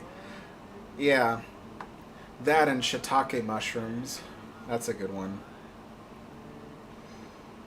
Wild Smiley says integrity is a rare commodity these days. Hold on to it. It really is. It really is. It's very, very rare. I was even the other day, I noticed that my internet bill was like twice as expensive as it originally was. I was like, what just happened? So I call the company and I'm like, hey, what happened to my bill? And they're like, oh, you were on a 1-year promotional thing and it ended. So I'm like, oh, okay, I understand. And I'm like, okay, well, can I like get a new type of service or something like that? And so they looked it up and they're like, oh yeah, for, for like $120 a month or something, you can get all the same stuff you were having, but you have to be connected to our modem. They want to send me out a modem for my internet. And I don't like that. I like buying my own equipment. I have my own modem and router and stuff like that because I just don't like renting stuff from the company, because then they can charge you up the yin yang for everything. So, so I told him like, I don't know if I want to do this. And the guy was like, you'll save a lot of money, blah, blah, blah, blah, blah. So I'm like, all right, whatever. So I agree to do it. He sends the modem out, and halfway through, I never even installed the thing. I just realized, like, you know what? I don't want to do this. Like, I don't want to be forced to use their modem and still pay even more money for the same kind of service or whatever. So I called them back, and I'm like, yeah, I want to send back this modem. I don't want to do that thing. I'll do this and this such plan for this much money. Like, I was willing to, like, downgrade and not spend as much money. And I was like kind of upset because I was like, I told the guy, I'm like, I kind of felt strong-armed into being forced to accept this modem. I'm like, and I don't want that. I'm like, because anybody from your company can, watch what I do and steal my credit card information and all that kind of stuff. I'm like, that can happen. And that's one of the reasons why I have my own modem and my own router, And so I told him, like, I just felt like really strong-armed into doing that kind of thing. And I don't like feeling that way. And so the guy was like, oh, I'm so sorry. And he's like, oh, we found a way, a promotional thing that I can get you. And it turned out to be the exact same price and the exact same promotional offer I had the first time around. So I'm paying the same amount of money now for the same exact services I had when I first started with this company. And so I was like, oh wow, that's like really cool, because it's like nothing ever happened. It's like my bill never went up. So my dad was like, yeah, that's because they were afraid of losing you as a customer. So I'm like, I pay a lot for internet in order to be able to make these videos. Like, uploading all these videos, especially the 4K videos, it takes a lot of data and a lot of internet, and so I need to pay premium prices for that kind of service. and they didn't want to lose me, so they kept me on. So I was like, okay, that's good. But anyway, my point about that being integrity is like, you know, I have a feeling that the only reason why that guy talked me into getting the modem was because they probably earned commission off of getting someone to sign up for a plan, even if that means transferring from one plan to another. So I think that guy really wanted the commission, and that's why he kind of, you know, insisted I do that promotion, or that one plan, I mean, that forced me to get the modem. And even though I understand that he was doing that for his commission, it's still, I was like, that wasn't right, because he knew that's not what I wanted. He knew that's not the service I wanted. And yet he still insisted I do it, just that way he can make his money. So I was like, I don't know. That's my little soapbox speech about integrity. So K4RNA says, cable companies do that. I just say cancel it, and they just fold and give you the same deal. You know, yeah, I'm starting to think that's exactly what I could do next time. Just cancel it. Because I pay good money for the amount of internet that I use. Because I use a lot of internet to make these videos. And a lot of downloading, a lot of uploading, a lot of data. And I need to be able to pay for unlimited data, so... Mark says, our internet, TV, and phone are one company. Oh, yeah. Yeah, this company wants me to also transfer my phone service to them. And I'm like, no, because in order to save money, I buy my phones outright. I always buy refurbished phones from Amazon. And then what I do is I go to like AT&T and I get them to like, you know, put a service on here. And I don't have to pay like fees or anything. I pay flat out for the service and I own the phone. And so it saves me a lot of money each month not having to do that kind of thing. Of course, that means that if anything happens to my phone, I have to buy a new one out of my own pocket. But I've had this phone for 4 years. I've never broken it. I'm very good at keeping things, you know, I mean, obviously, look at this china in front of me. This stuff's like 70 years old and I still am taking good care of it. But yeah, so like especially with like phones or whatever, I'm very good at taking care of them. So I don't worry about breaking it and needing to buy another one, you know. So yeah. Yeah, financing a phone is just, yeah, it's dumb. And phones are getting so much more expensive now, and they're really not that much different from one another. You know, like maybe the camera is better, but everything else on the phone is the same, you know? Like, you know, I think right now, I think it's Apple that's advertising a feature where you can like circle something and it'll completely edit it out. But 2 years before, the Google Pixel was advertising that. So Google Pixel already had that before Apple did, you know, and now Samsung is like, because I have a Samsung phone, so now Samsung's like, oh, we do that too. And I'm like, then why are you charging so much money for these phones that are all the same? I don't know. Yeah, it's just, it's silliness, people. It's silliness. They're trying to get you for your money. Yeah. I love it when I rant because I just can't stop. I'm going to be one of those old men that just sits by the TV and does nothing but curse at the world.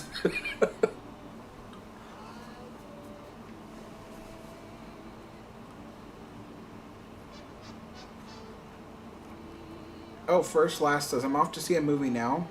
Thanks for sharing. Have a good day, Alex. Thank you. Have a good time. Alright, I think I'm going to end the live stream now, because it has been a while.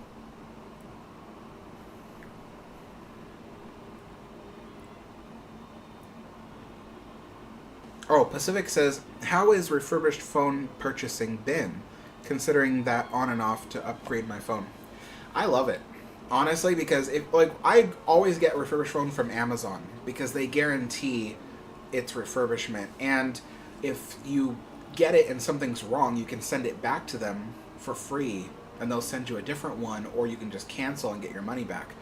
So I think they do that for like 90 days. So you get a 90-day money-back guarantee for a refurbished phone. And I've purchased multiple refurbished phones from them throughout the years. And although this was the last one I purchased from them, and that was 4 years ago. So this phone was already refurbished when I bought it 4 years ago. And it's still running perfectly fine now. I mean, perfectly fine. I have no problems with this phone whatsoever. It's amazing. But yeah. Anyway, they certify refurbish it, so that means that if there was anything wrong with it to begin with, they fix it. The only thing is that when you buy it, it doesn't come with its original accessories. So if for some reason it's an Apple phone, and normally you get Apple AirPods with the phone. I don't think that happens anymore, but for certain Apple phones, they used to give out AirPods along with it. You don't get those. You have to buy them separately. And even the original charger, you might not get the original charger. So this phone did not come with the original charger. It came with a third-party charger that Amazon just sent me. But I just bought my own charger. So, yeah. Yeah. So I like it. I would recommend it. Not a lot of people buy refurbished phones because they think that there's going to be something wrong with it, or it's going to be smelly, or something like. But they come certified, cleaned, and refurbished, so they're almost like a brand new phone. Yeah, I do recommend it. My next phone, which this one's getting 40. This one's almost. Well, it's going to be 5 years old next year, but anyway, I'm going to get a refurbished phone whenever I replace this one. I don't know enough about phones to tell you what beginner phone you should start with, honestly. I'm not really a phone person. I just know what I want, and I buy what I think I really want or need or something. But anywho, folks, I am going to get going because it's already 3 o'clock and I've been on this thing for 3 hours. But thank you all so much for joining me. You can look forward to a video this coming Friday.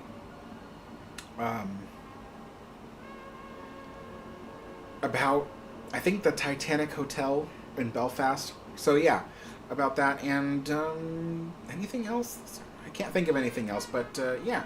And be sure to check out the RMSQM Wiki website that I have. It's a online encyclopedia about everything Queen Mary. I've been adding to it and making changes here and there, so there's always something new to see. That, and if you go to the main page, you can see at the bottom of the main page is a list of the newest articles that have been posted on there. Not all of them, but a list of the newest stuff. So there's a lot of new stuff on there. So be sure to check that out. That's RMSQM Wiki. Anyway, folks, thanks for watching, and I will see you all next time. Bye-bye.